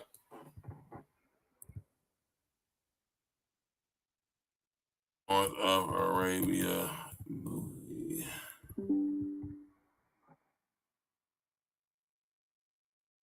Peter O'Toole. That's his name. I remember now from watching it. It's Peter O'Toole.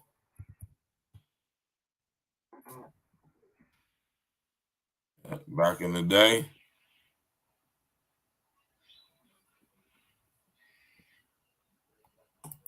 Look like Johnny Quest, don't they?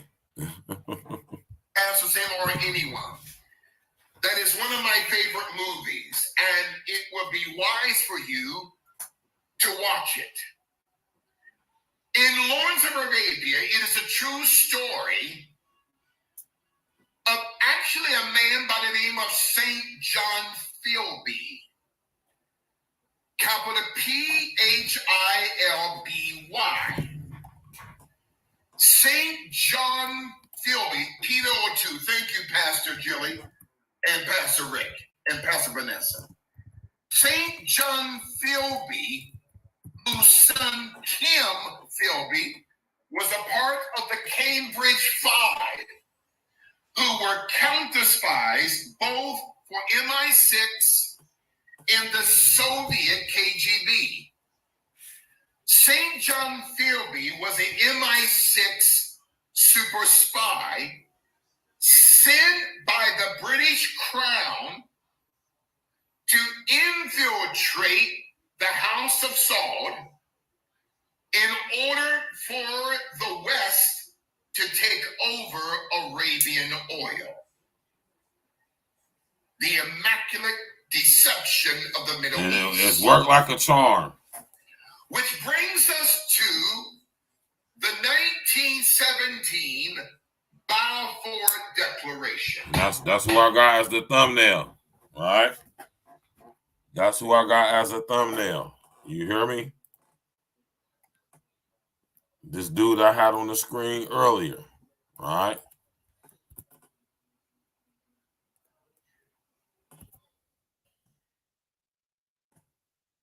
You got to connect the dots on this stuff, man.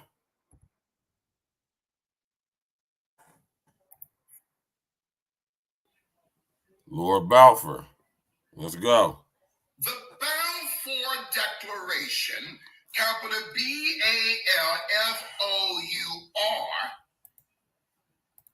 is a 1917 document through the Foreign Secretary of Great Britain, Arthur Balfour,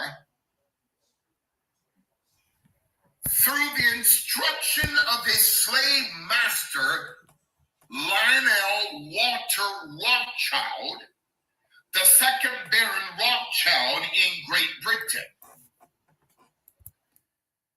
Through the instructions of the British Crown by commandment of the Rothschilds in Great Britain, the Balfour Declaration would establish two entities. Number one, would establish the future state of Israel.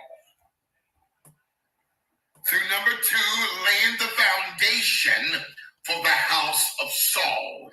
Thank you, Pastor Sippy. What interest would the British Crown and the British Empire want to create a Rothschild state of Israel?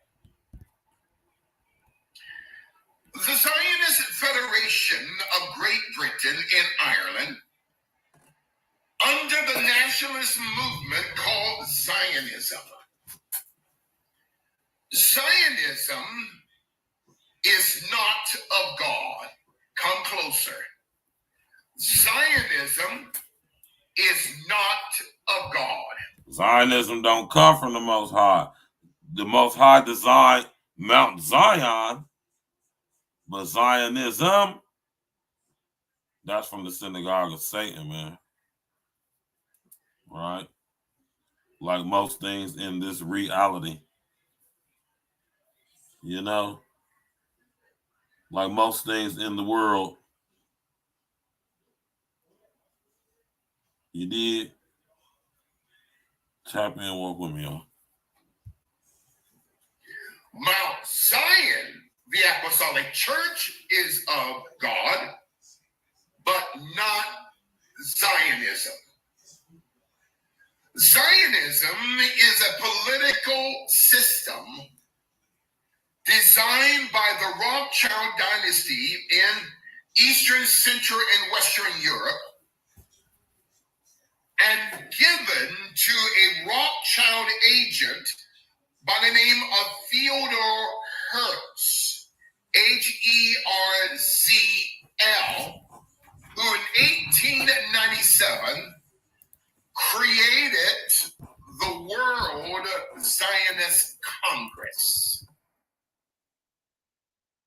A year before the creation of the World Zionist Congress, in 1896, Theodor Herz created and published a book called Der Judenstaat, capital D-E-R space, capital J-U-D-E-N-S-T-A-A-T.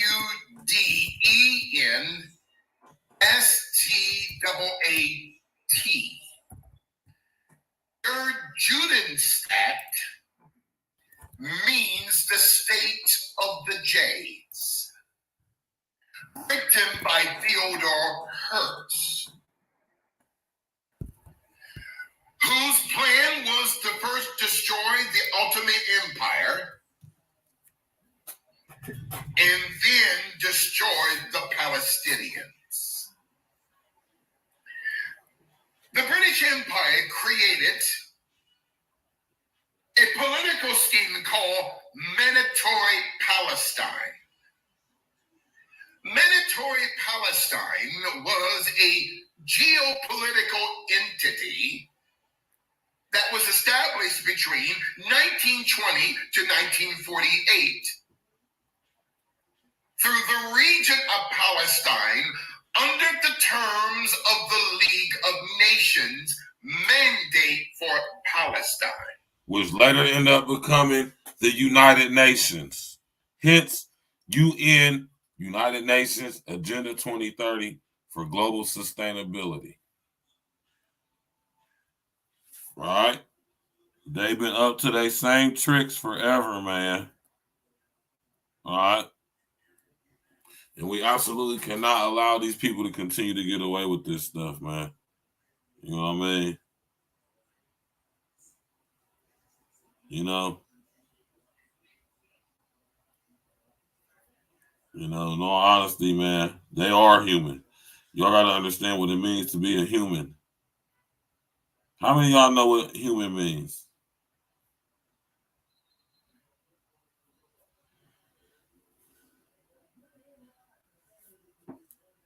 Huh? Maybe I'll break that down for y'all one of these days, too. You feel me? Maybe the very thing that we think connects us all is the very thing that's keeping us all locked in and separated. You know. Another topic for another day, right? Let's go. The question God asked me this morning, Bishop, where did the term Palestine originate from? I said, Lord, can you give me the answer? And he said, no, look it up. The Holy Spirit is the greatest teacher. The term Palestine or Palestine that we got from the term pale face. Palestine or Palestine is actually a Roman Empire term. Under the Roman Empire, the true original Hebrews lost their sovereignty through the destruction of Jerusalem in 70 BC, including years later, 70 AD. So it was changed, the territory was changed from Judea to Palestine. Concentrate. The term Palestine or Palestine comes from the Latin term Palestina. Capital P-A-L-A-E-S-T-I-N-A. Palestina, which then the Latin term becomes the Greek term Palestine.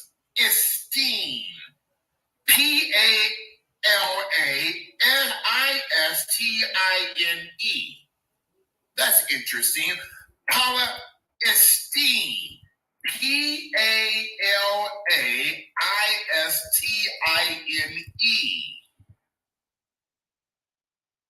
Meaning land of the pale face. The state of Israel. I gotta use wisdom. The immaculate deception of the Middle East. Genesis chapter 21, verse 1. We're laying foundation. Exactly, Jay Jermaine. Right? This is laying the foundation for what happened in Israel. Right? Hamas. Hamas is the acronym or shortened version of the Hasmonean Empire. Right? Yeah. Hamas. The Hasmonean Empire was the structure of the Sanhedrin Council, who was broke up in three factions: the Sadducees, Pharisees, and the Essenes. Right? And the Hasmonean Empire was the governmental structure of the Sanhedrin Council, short for Hamas. And as Gators just broke down, the term Palestine isn't the original name of that land. Right? Tap in, let's go, man. We laying foundation for what happened, man, and why this so-called beef between the Palestinians and so-called Israelites.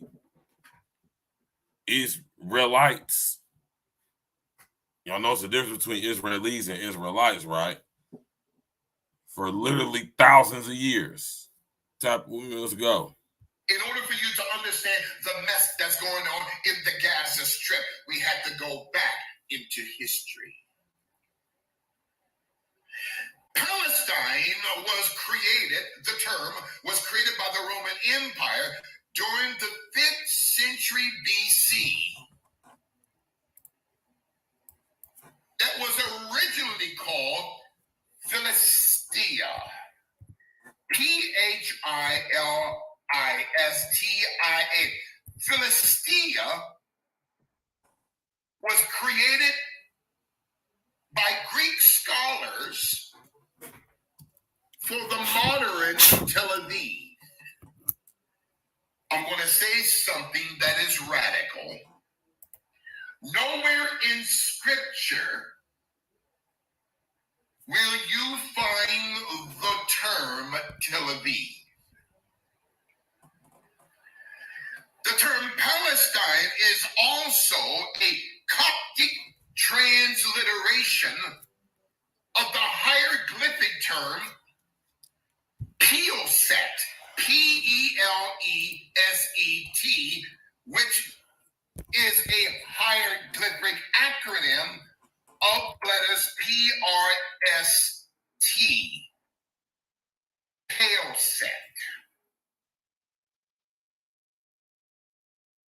The Philistia or the Philistines, going back thousands of years, are not the Palestinians. Let me say this again. Talk to him. You've been told a lie that the Palestinians today were the Philistines of thousands of years ago. The Philistines are not the Palestinians. And the Palestinians are not the Philistines. So y'all can go. I know a lot of y'all be sitting up there. Probably people think that. I ain't gonna say y'all. A lot of people probably think that. No, no, and no. Right? We gotta lay foundation. You know what I'm talking about? Tap in. Let's go. The Palestinians, even with the Roman name, are the offspring of Ishmael, of the seed of Abraham. Can I take my time? The Balfour Declaration in 1917, which laid the foundation for the creation of a state for Israelis, where Israelis will occupy a land that they have no legitimate claim to. Allow me to use wisdom. The term Palestine is also an Assyrian term. It comes from the Assyrian term Palashut, with the T sound. Palashut. Palashtu, meaning to be occupied. So the International Zionist Commission had a plan to drive out the seed of Ishmael. The Balfour Declaration of 1917 establishes the future state of Israel upon the foundation of the House of Saul. The House of Saul is a fraudulent house. They're not Arabians, Pastor Sam. No, they're not. They are Crypto-Khazarians. Crypto-Khazarians. Immigrated out of Central Turkey going back to 1400 and set up shop in Riyadh, Saudi Arabia. I was on a podcast last night out of Saudi Arabia. Another topic for another day. So we use fake Arabians, the House of Saul, to serve as the foundation for fake Hebrews. I got to be careful. The British Empire actually colonized Palestine. Again, the British Empire actually colonized Palestine. You see, a lot of you are here for the first time, and you say, I'm confused. No, you're not confused. You've never been taught this before. You see, the British Empire colonized Palestine under a rule from the League of Nations mandate going back to 1920. And then after World War II, 3 years after World War II, the state of Israel was born with a bloodline of Zabbatean, Frankish, Zivites coming out of Turkey and Mongolia and central China. In other words, it's a fabricated house, not the people. The system is a fabrication. In other words, the system was built in Turkey moved to Palestine. Built in Mongolia moved to Palestine. Built among the Han Dynasty in China and moved to Palestine. The not just the Immaculate Conception, but the Immaculate Deception of the Middle East. Please stay there in Genesis chapter 21. Tap in, walk with us. I got the Patriots here tonight. Listen. So the British Empire colonized Palestine in 1920, and then in 1948, the Rothschilds created the state of Israel. Why 1948? 1 plus 9 plus 4 plus 8 equals 22 letters of the Hebrew alphabet, or 19 plus 48 is 67. June of 1967, the 6-Day War. So it is not by accident that you also have the state of Israel, born in 1948. Its flag has nothing to do with King David. Nothing at all. The flag of the state of Israel, not the nation. All right. Now let's get to this right here.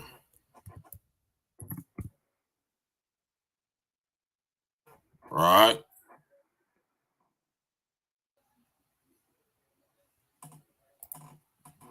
This flag right here, this flag is a misnomer, right? They call this the Star of David, right? And this is not the Star of David. Not even a little bit, right? This is a hexagonal demonic Lucifer paradigm image symbol, right? That is a inverse of the term as beloved, as above, so below.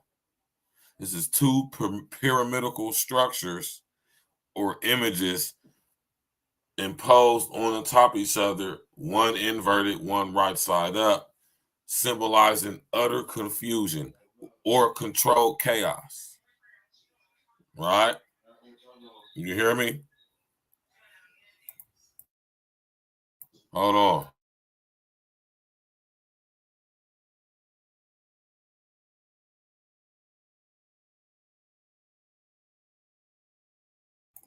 Right? That's what this symbol is. And this symbol is actually the symbol of the Rothschild family. Right?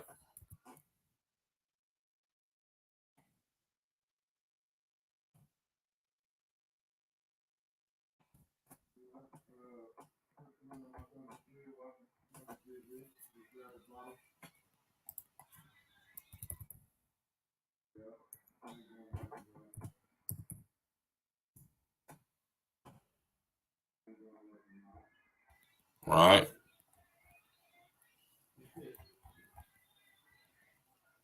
Hold on, let me go find this one image for y'all real quick.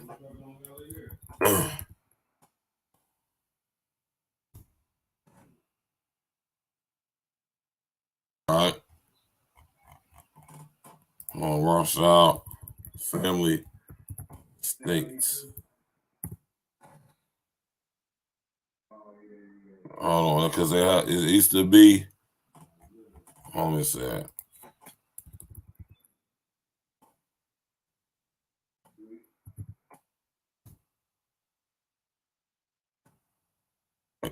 I ain't asking for the coat of arms, man.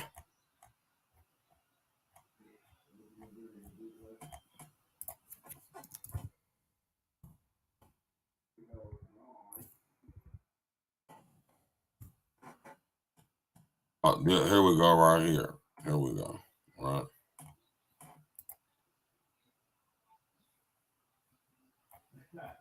Right. This is not the picture I'm looking for, but I'm about to find it though.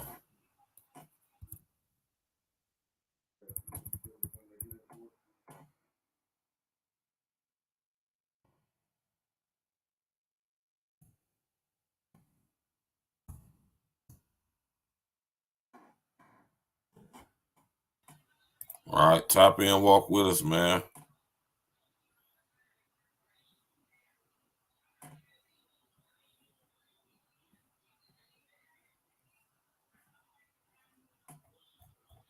All right, well, I can't find. I ain't going to do all that. So I hate with my homebrew home. Listen, man. Listen here, man. All right.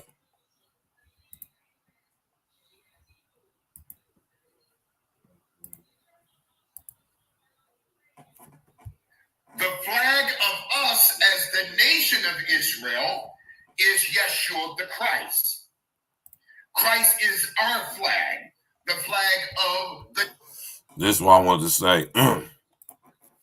This flag, right? Let me bring it back to y'all. Let me show y'all real quick.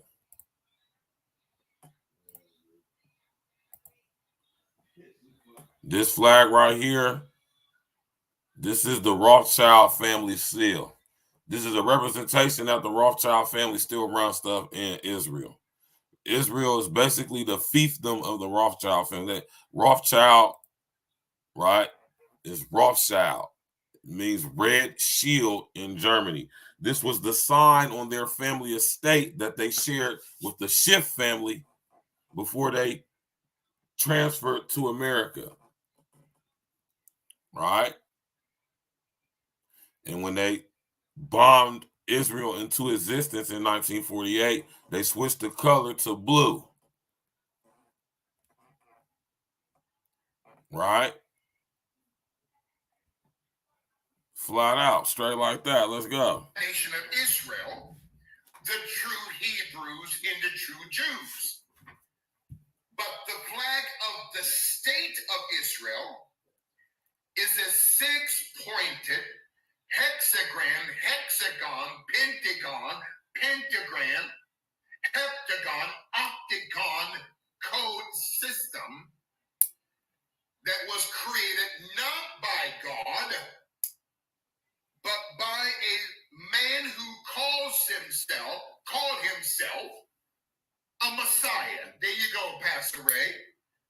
David Alroy created the present state flag of the state of Israel. How many of y'all know who David Alroy is?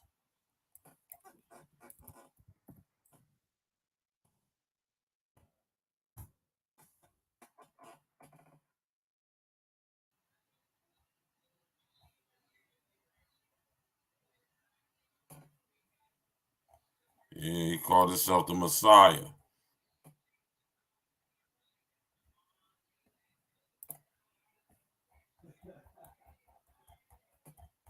No pictures of this guy. All right.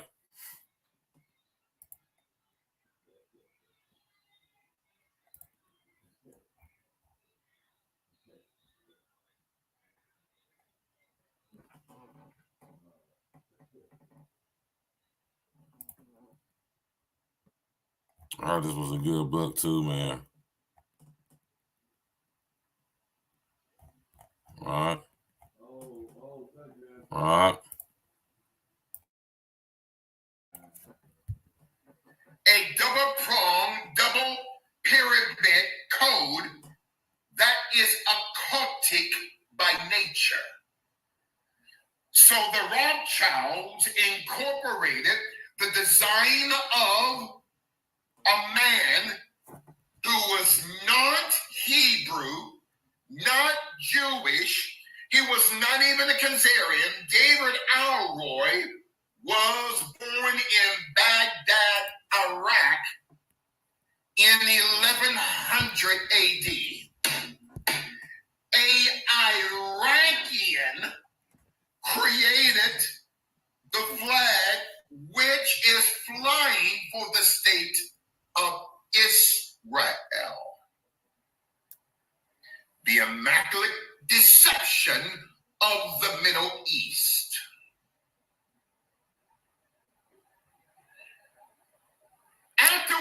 World War I, the Ottoman Empire falls in 1922, 4 years after World War I. And then came World War II. In that first Zionist Congress in 1897 in Basel, Switzerland, it was the Rothschilds that implemented the creation of World War II. After World War II, then David Ben-Gurion. It gets deeper. You know who David Ben-Gurion? Ben-Gurion, Gurion, was the first head of state for the new state of Israel in 1948. Basically, he was the first prime minister of Israel. David Ben-Gurion, an asset in under the control of the Rothschild family. Let's go. David Ben-Gurion had helped form the most vicious intelligence agency on earth besides the CIA, called the Mossad. On the 13th of December, 1949, the Mossad, or better known as the Central Institute for Coordination at the recommendation of Prime Minister David Ben-Gurion. Venture capital entities worldwide send billions of dollars to the Mossad. Since 1948, the United States has given the state of Israel $260 billion.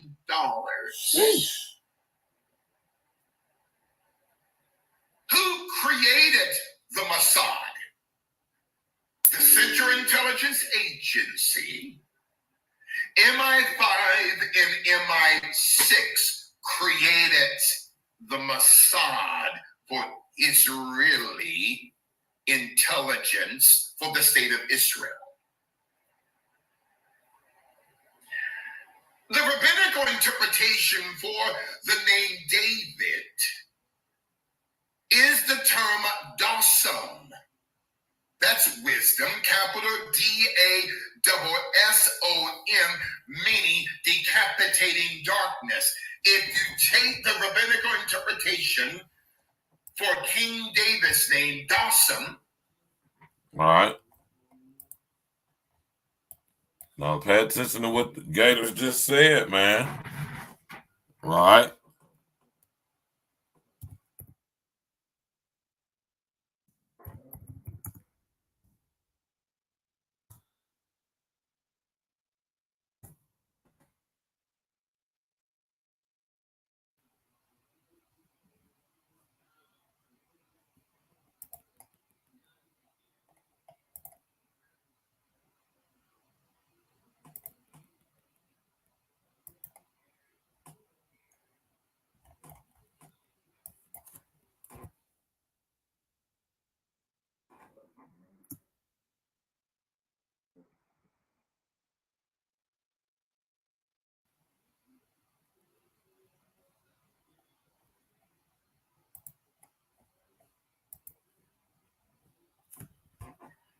And since Hebrew is written from, you also have the state of Israel, born in 1948.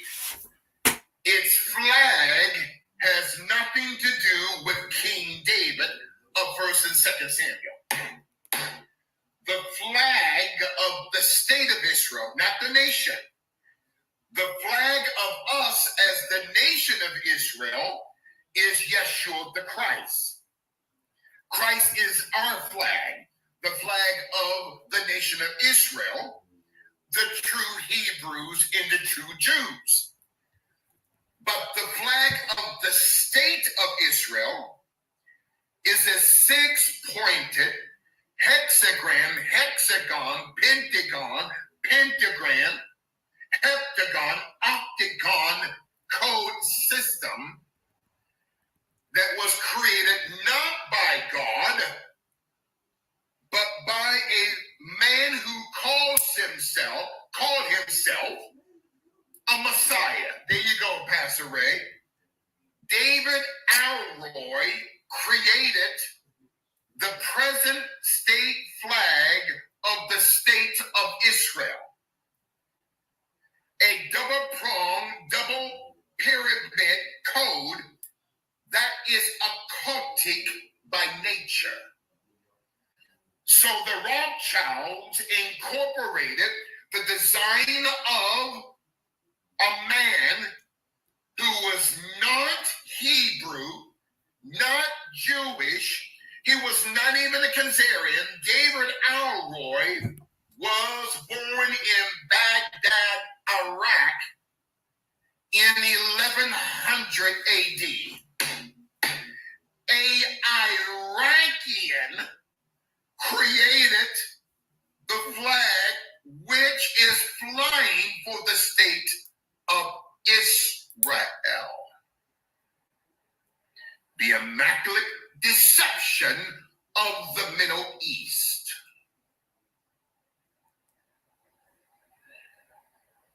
After World War I, the ultimate empire falls in 1922, 4 years after World War I. And then came World War II. In that first Zionist Congress in 1897 in Basel, Switzerland, it was the Rothschilds that implemented the creation of World War II.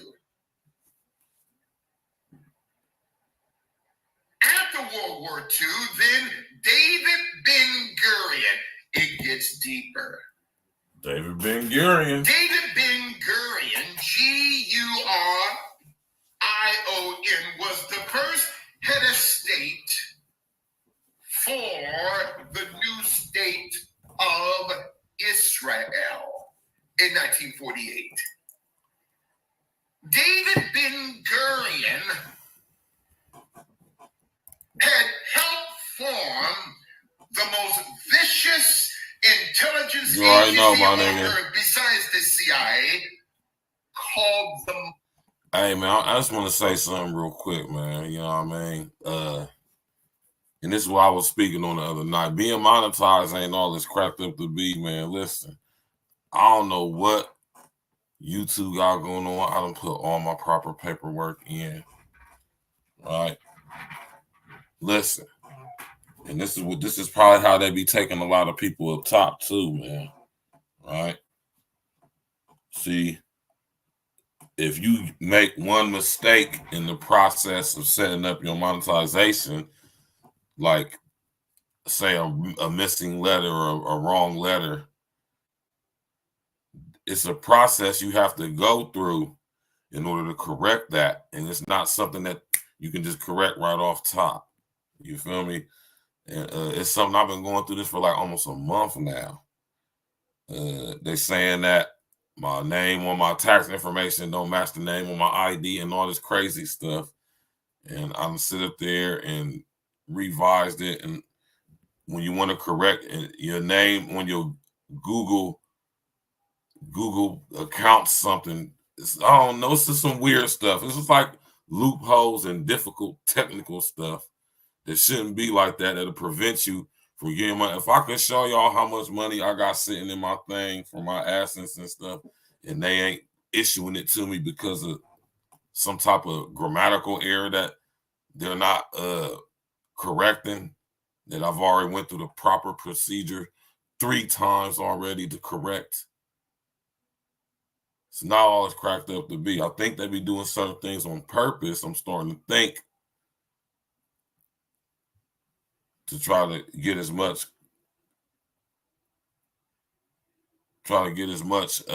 interest on your money sitting in their coffers as possible. I'm gonna look into it some more tomorrow. But you know, if y'all want to contribute to the show, man, just hit the Cash App, man. You feel me?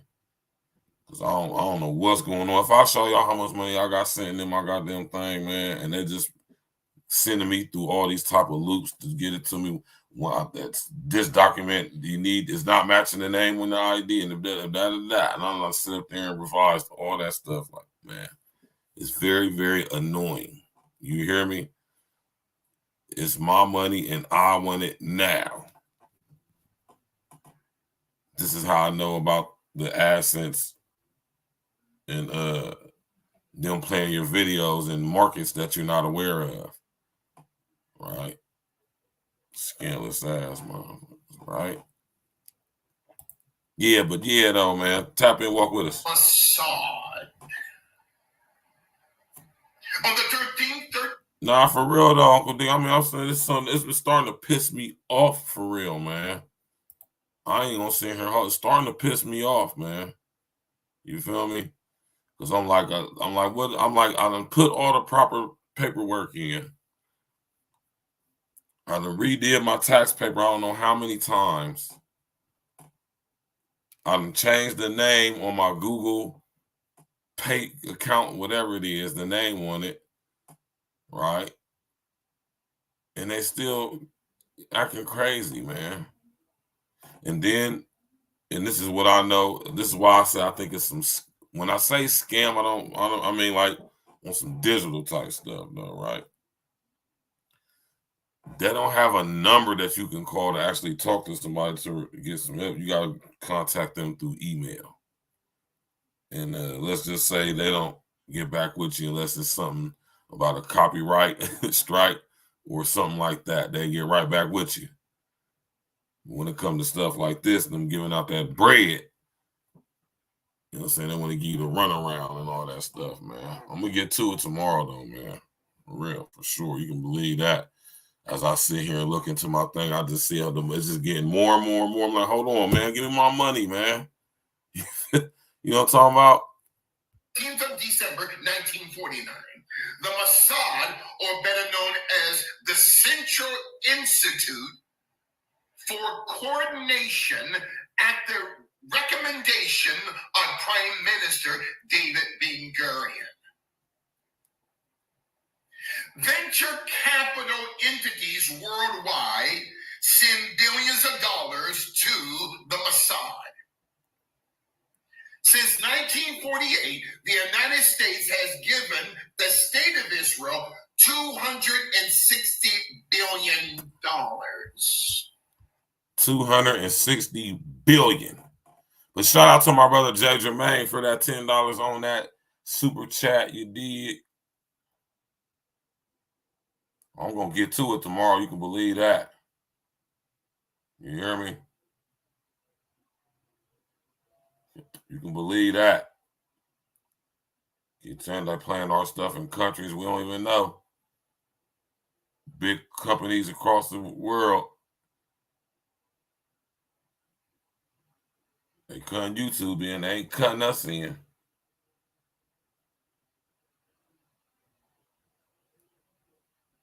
Understand when you get monetized, bro, that means if you got a video that can be monetized, it is monetized more than likely, and it's getting ass run on in countries that you don't even know about.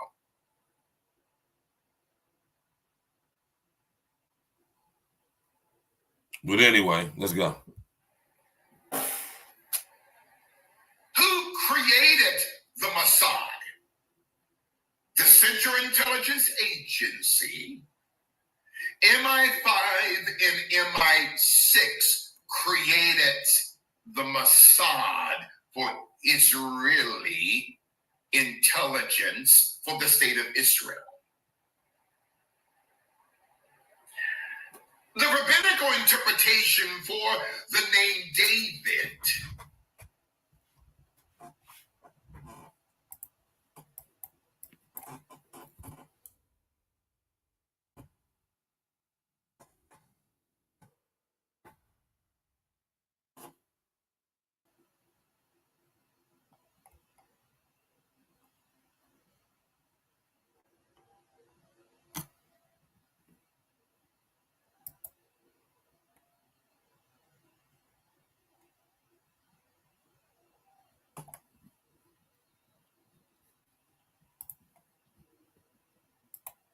Let's go. Is the term dawsum. That's wisdom, capital D-A-S-S-O-M, meaning decapitating darkness. If you take the rabbinical interpretation for King David's name, dawsum, and since Hebrew is written from right to left, dawsum becomes the term Mossad. Oh, pray for me, Pastor William Morris, Mossad. The immaculate deception of the Middle East. Say there in Genesis 21, verse 1. The white paper of 1939, which was a policy issued by the British government, led by one of the weakest leaders in history, Neville Chamberlain, an appeaser, in response to the 1936-39 Arab revolt in Palestine. Prime Minister, this gets deep. Let me get a drink of water here. Oh my God, this gets deep. Listen.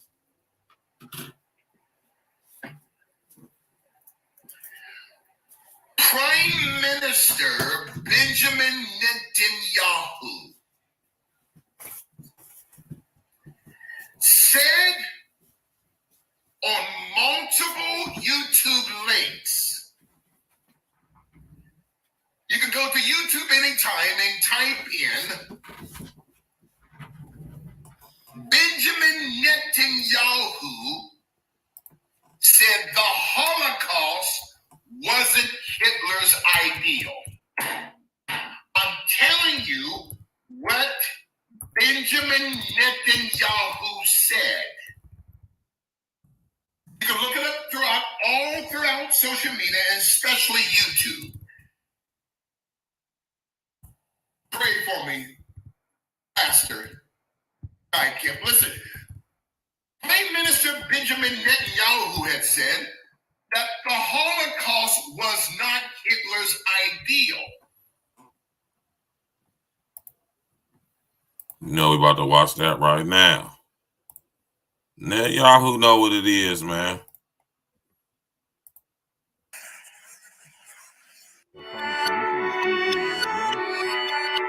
Hitler didn't want to.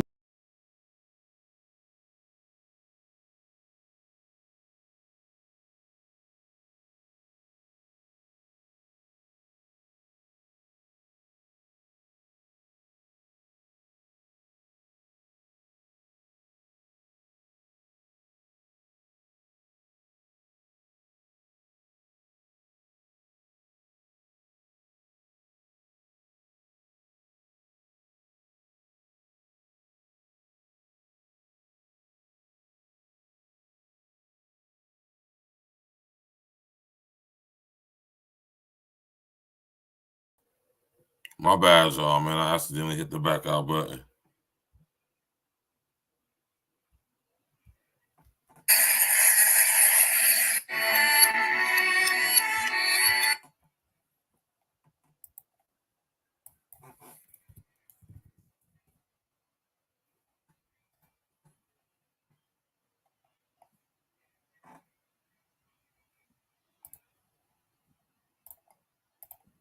Smash that like button, click on the bell, subscribe to the page, man. We're going in. Hitler didn't want to exterminate the Jews at the time.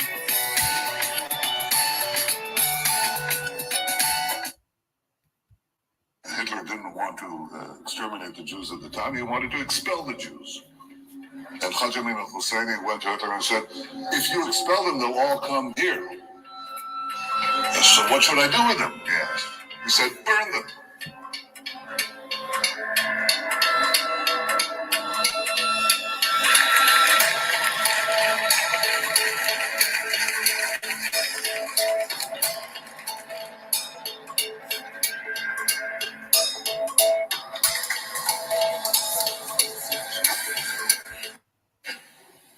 This attack and other attacks on the Jewish community in 1920 and 1921, 1929 were instigated by a call of the Mufti of Jerusalem, Haj Amin al-Husseini, who was later sought for war crimes in the Nuremberg trials because he had a central role in fomenting the final solution. He flew to Berlin. Hitler didn't want to exterminate the Jews at the time. He wanted to expel the Jews. And Haj Amin al-Husseini went to Hitler and said, if you expel them, they'll all come here. So what should I do with them? He asked. He said, burn them. And he was sought in during the Nuremberg trials for prosecution. He escaped it. Later died in cancer after the war, died of cancer in Cairo. But this is what Haj Amin al-Husseini said. He said, the Jews... They definitely ain't True Dreamer TV. The Temple Mount. My grandfather, in 1920, seeks to destroy the Al-Aqsa Mosque. So this lie is about 100 years old. That's coming from the Prime Minister of Israel himself. You know?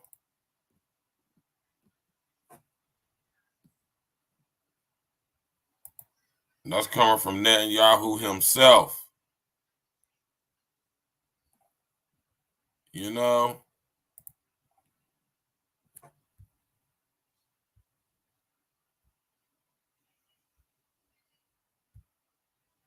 Ideal. Benjamin Netanyahu, the present prime minister, a warmonger of the state of Israel, I gotta be careful, said, and I quote, the plan of European and eventually global extermination of European Jewry was not birthed by Adolf Hitler. Netanyahu said it was birthed by a man by the name of Haj Amin al-Hussein. H-A-J space A-M-I-N space A-L dash Husseini. Husseini, H-U-S-S-E-I-N-I. This is the show me state on Mississippi. You can go on any, I'm telling you, Prime Minister, thank you, Pastor Colleen, Netanyahu said that out of his mouth. Am I correct in saying that, Pastor Sam? He said You definitely that just heard the me. plan, the final solution concerning the Jewish question for the global extermination and liquidation of European Jewry was birthed not by Adolf Hitler, but by Haj Amin al-Husseini, who was the son of Muhammad Tahir, T-A-H-I-R, al-Husseini, who was the son of Musa, M-U-S-A, A-L dash Husseini, whose real name is H-U-S-A-Y-N-I, but it was changed to H-U-S-S-E-I-N-I because the term Husseini of H-U-S-A-Y-N-I is Turkish or Khazarian. Huh? See how they be hiding their identity? Husseini is a bloodline that goes back to the Ottoman Empire during the early parts of the 1300s. Haj, H-A-J, Amin, A-M-I-N. That's him right here. A-L dash Husseini, H-U-S-S-E-I-N-I, whose real name is pronounced H-U-S-A-H-U-H-U-S-A,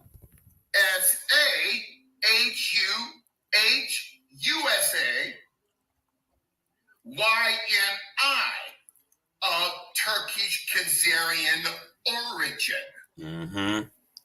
Haj Amin al-Husseini was born in 1897. The same year of the First World Jewish Zionist Congress in Basel, Switzerland. Now, what prime minister, let me wipe some of the anointed off. What prime minister Benjamin Netanyahu did not tell you in any video when he said that the Holocaust was not designed by Hitler because Hitler just wanted to excommunicate? This is the dude that told Hitler to exterminate all of the Eastern European so-called Jews. This guy right here. So you might want to ask yourself, well, who is he that he could tell Hitler to do such a thing? Right? He's a Khazarian demon, right? Which means he had jurisdiction and authority over Hitler. So y'all go look into who this Haj Amin al-Husseini guy is in your spare time. Do your due diligence. Let's go. We're about to wrap it up here in a second.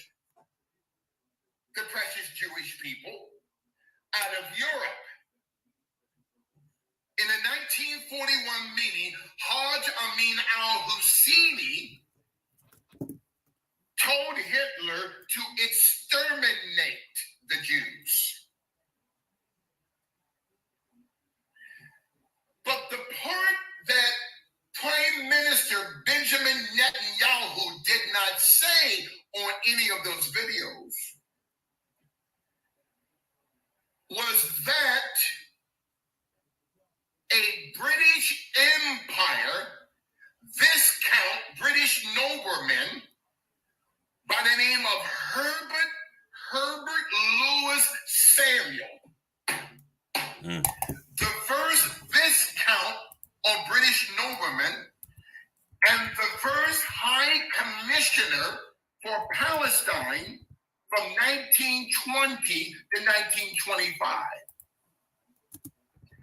Herbert Louis Samuel, a member of the World Jewish Congress later in 1937, Herbert L. Samuel, a member of the World Zionist Congress, chose this killer, Haj Amin al-Husseini, to be the Grand Mufti, M-U-F-T-I. The term Mufti means an Islamic scholar, a jurist qualified to issue non-binding opinions legally on a point of Islamic law and has the legal right to issue fatwas, F-A-T-W-A-S, which means Islamic rulings. Wait a minute now. Let me get Sharia law.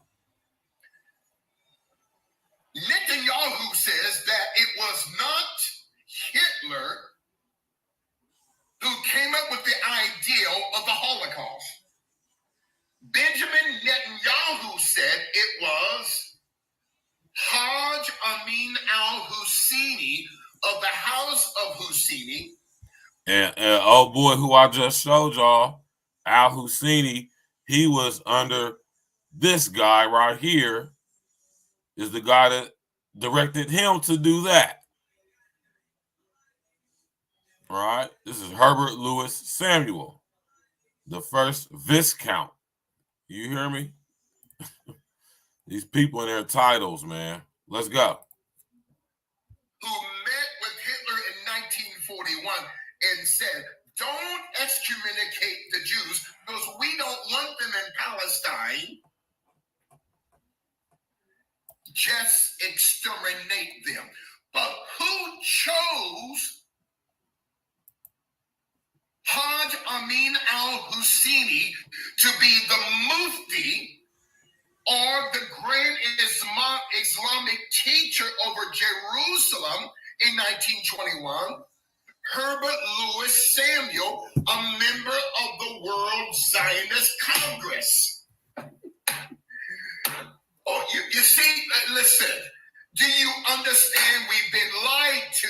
A Rothschild agent chose a killer that would activate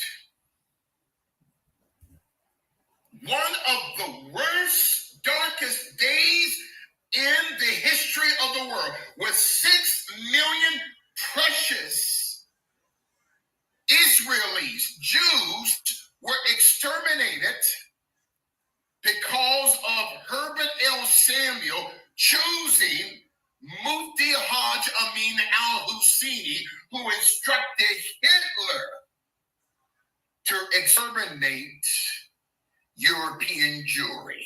His own people. That's the same thing they did with George Soros, man. In World War II.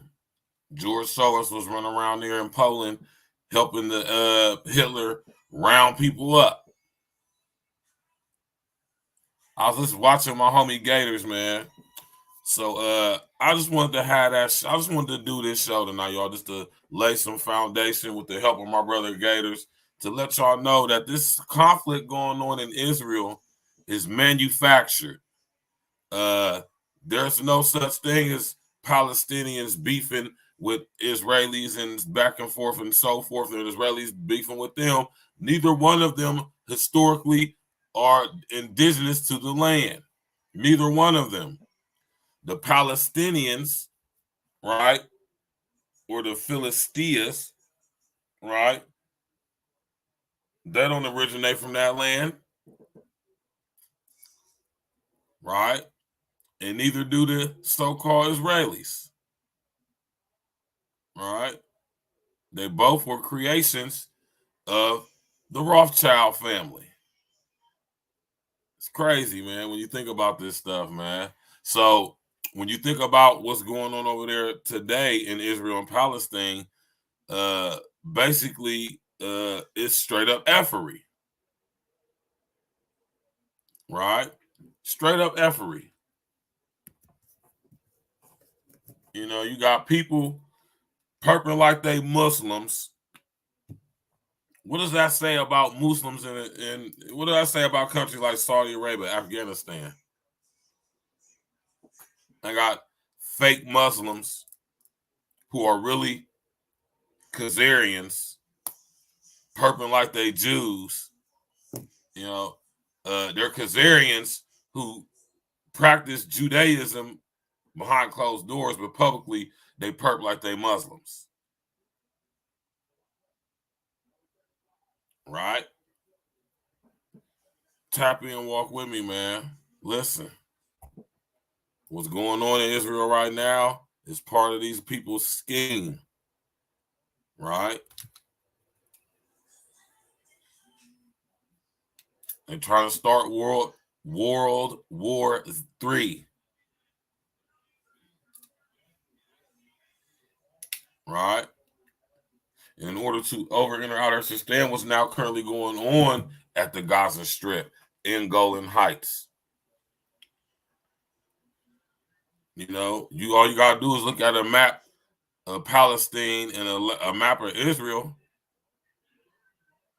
You see that map I showed y'all when we started the show, how much of that land used to belong to the so-called Palestinians in 1947 or 1946, and then you fast forward to now, which I would imagine was like 1991, 93. Look how much the population is crazy. They basically done went in there and down there consumed the so-called Israeli people, man. You know, I'm not laughing. It's not fun. I'm not saying like that. I'm just saying like, God damn. You know? We're going to get up out of here, y'all, man. I'm going to keep y'all here all night, man. I just, I wanted to go a little bit later than what I normally would because I wanted to break this thing down and give y'all the proper over, inner, outer understanding. So when y'all sit up here watching this stuff on the news, y'all could be aware that they are lying. You got Hamas, which is the acronym for the Hasmonean Empire, which was ran by the Sanhedrin Council, made up of the Sadducees, Pharisees, and Essenes. Right? And just like today, they supplied the money for all the big empires and corporations back then. So of course, they had them in their pocket like they have them now. How you think this current structure is now? So yeah, man, y'all. I appreciate everybody coming out, man. I hope I was able to break this down, man, and make things a little bit more clear to y'all, man, with the help of my brother Gators, man, to make y'all, I ain't gonna say make y'all, but to put it in a different perspective for y'all to see, right? So y'all can see that what's going on in the Middle East is all part of the plan. Organized confusion, man. Like I told y'all, disaster capital, controlled chaos, right? They have to keep an enemy present in the Middle East in order to maintain dominion over the region, right? This is why they're trying to deem everybody terrorists, because if we all are considered to be terrorists, then whatever we do, if we happen to get caught or for everything, we could be federally screwed. Understand it is illegal to be a terrorist.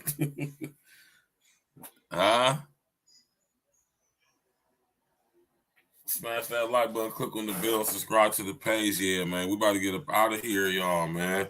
I appreciate everybody coming out tonight. Listen, man. Go get that book by my homie Shlomo saying, man, The Invention of the Jewish People. Go get that book, The 13th Tribe by Arthur Kessler, Rest in the Essence to him.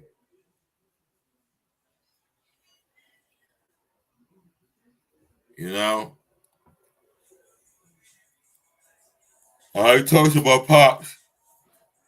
So I don't know if we're going to be having the spiritual roots tonight or not, tomorrow night or later on tonight. You know, well, it's tomorrow because it ain't even midnight. It's tomorrow. But I'm going to get in contact with my Pops, man. I'm going to go over there and chop it up with him and stuff because I need to talk to him anyway. So, you know what I'm saying? Tap in and walk with us, man. You know? You know?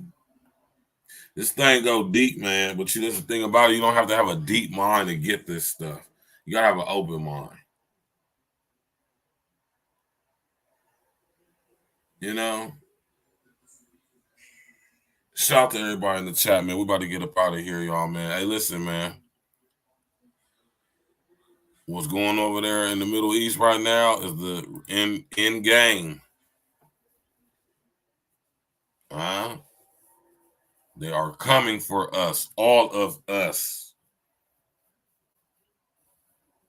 You know, my brethren and sister get a little bit salty at me when I do this and say this stuff. But I mean, like, you know, I got to keep it 100, man. You know what I'm saying? We sit up here and focus on only us and nobody else. We won't mess around and see how cruel the world actually can be. You know what I'm talking about?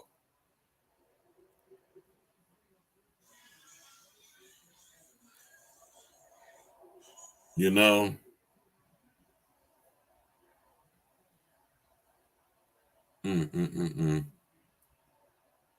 My Lord, my Lord. Yeah, man. It's getting crazy, man. See, they're trying to fulfill prophecy, but in their inverted, freaky, creepy way. You feel me? Smash that like button, click the bell, subscribe to the page, man.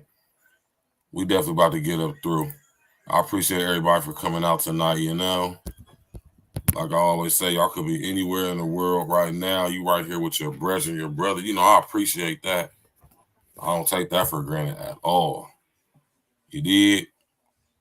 Thanks to everybody for coming out, man. Y'all could have been doing anything on y'all's Saturday evening, man. Could have been out on the town with your girl, when to do whatever he's going to do, man. Rolling down the street, watching ladies. You know what I'm talking about?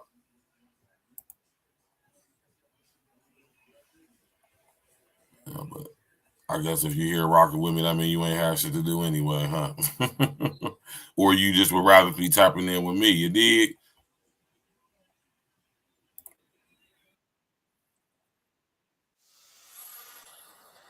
Oh, I'm playing this song off of my album, man. We're gonna ride out to it, man. And I think after this show, this is like it's only right, man. You feel me? Like this song been feeling a lot of streams lately on the outro side.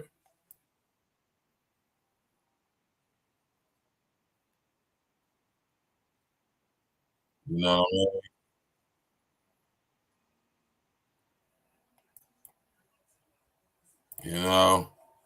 Smash that like button, click on the bell, subscribe to the page, y'all. Share on your social engineering. If I don't happen to get or when I get in contact with my pops, man, if he tell me whatever, we still gonna keep it moving, man. But I'm gonna go see what's up though, man. Smash that like button, click on the bell, subscribe to the page, share on your social engineering. You know what I'm talking about? Especially you, True Dreamer TV. Sit up there and subscribe to the page and all that stuff, man. Tap in and walk with me, man. Enjoy the rest of y'all evening. I'm out. Yeah. D&E. D&E. Stacks with the facts. What up, Stacks? I got my man Glitch the Guarantee on the track with me. Glitch the Guarantee. Yeah. And we bringing this message to you fake woke niggas. Gotta wake these niggas up, man. All y'all out there spreading them lies and falling victim to this propaganda. Niggas believe it. Hey, Glitch. Let's talk to these niggas.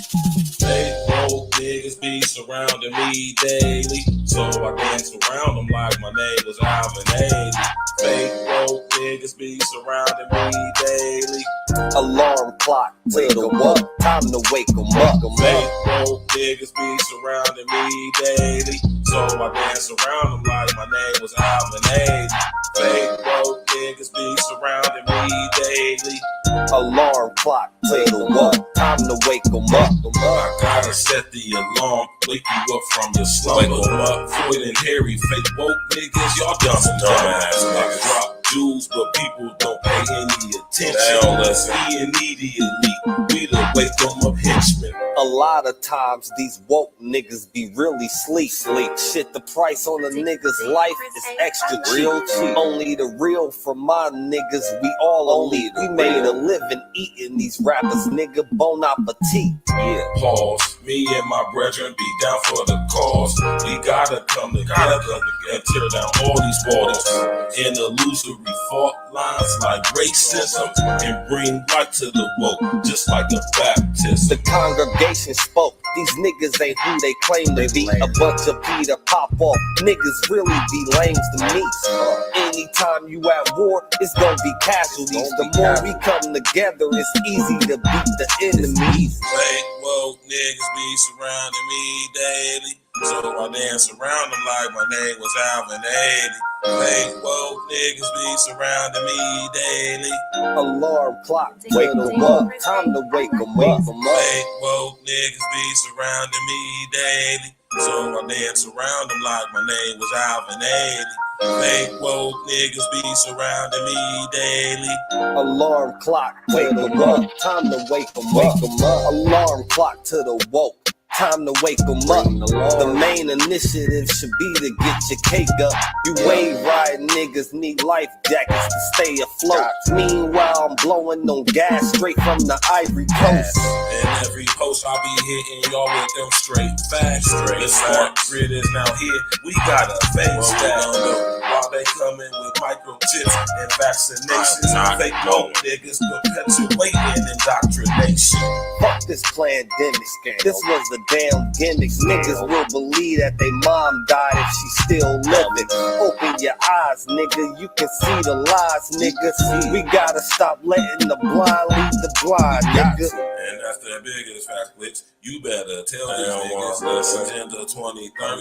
It's gonna be hell, niggas. Fuck AOC and her new green deal. I'm Neo in this bitch. Who want they red pill?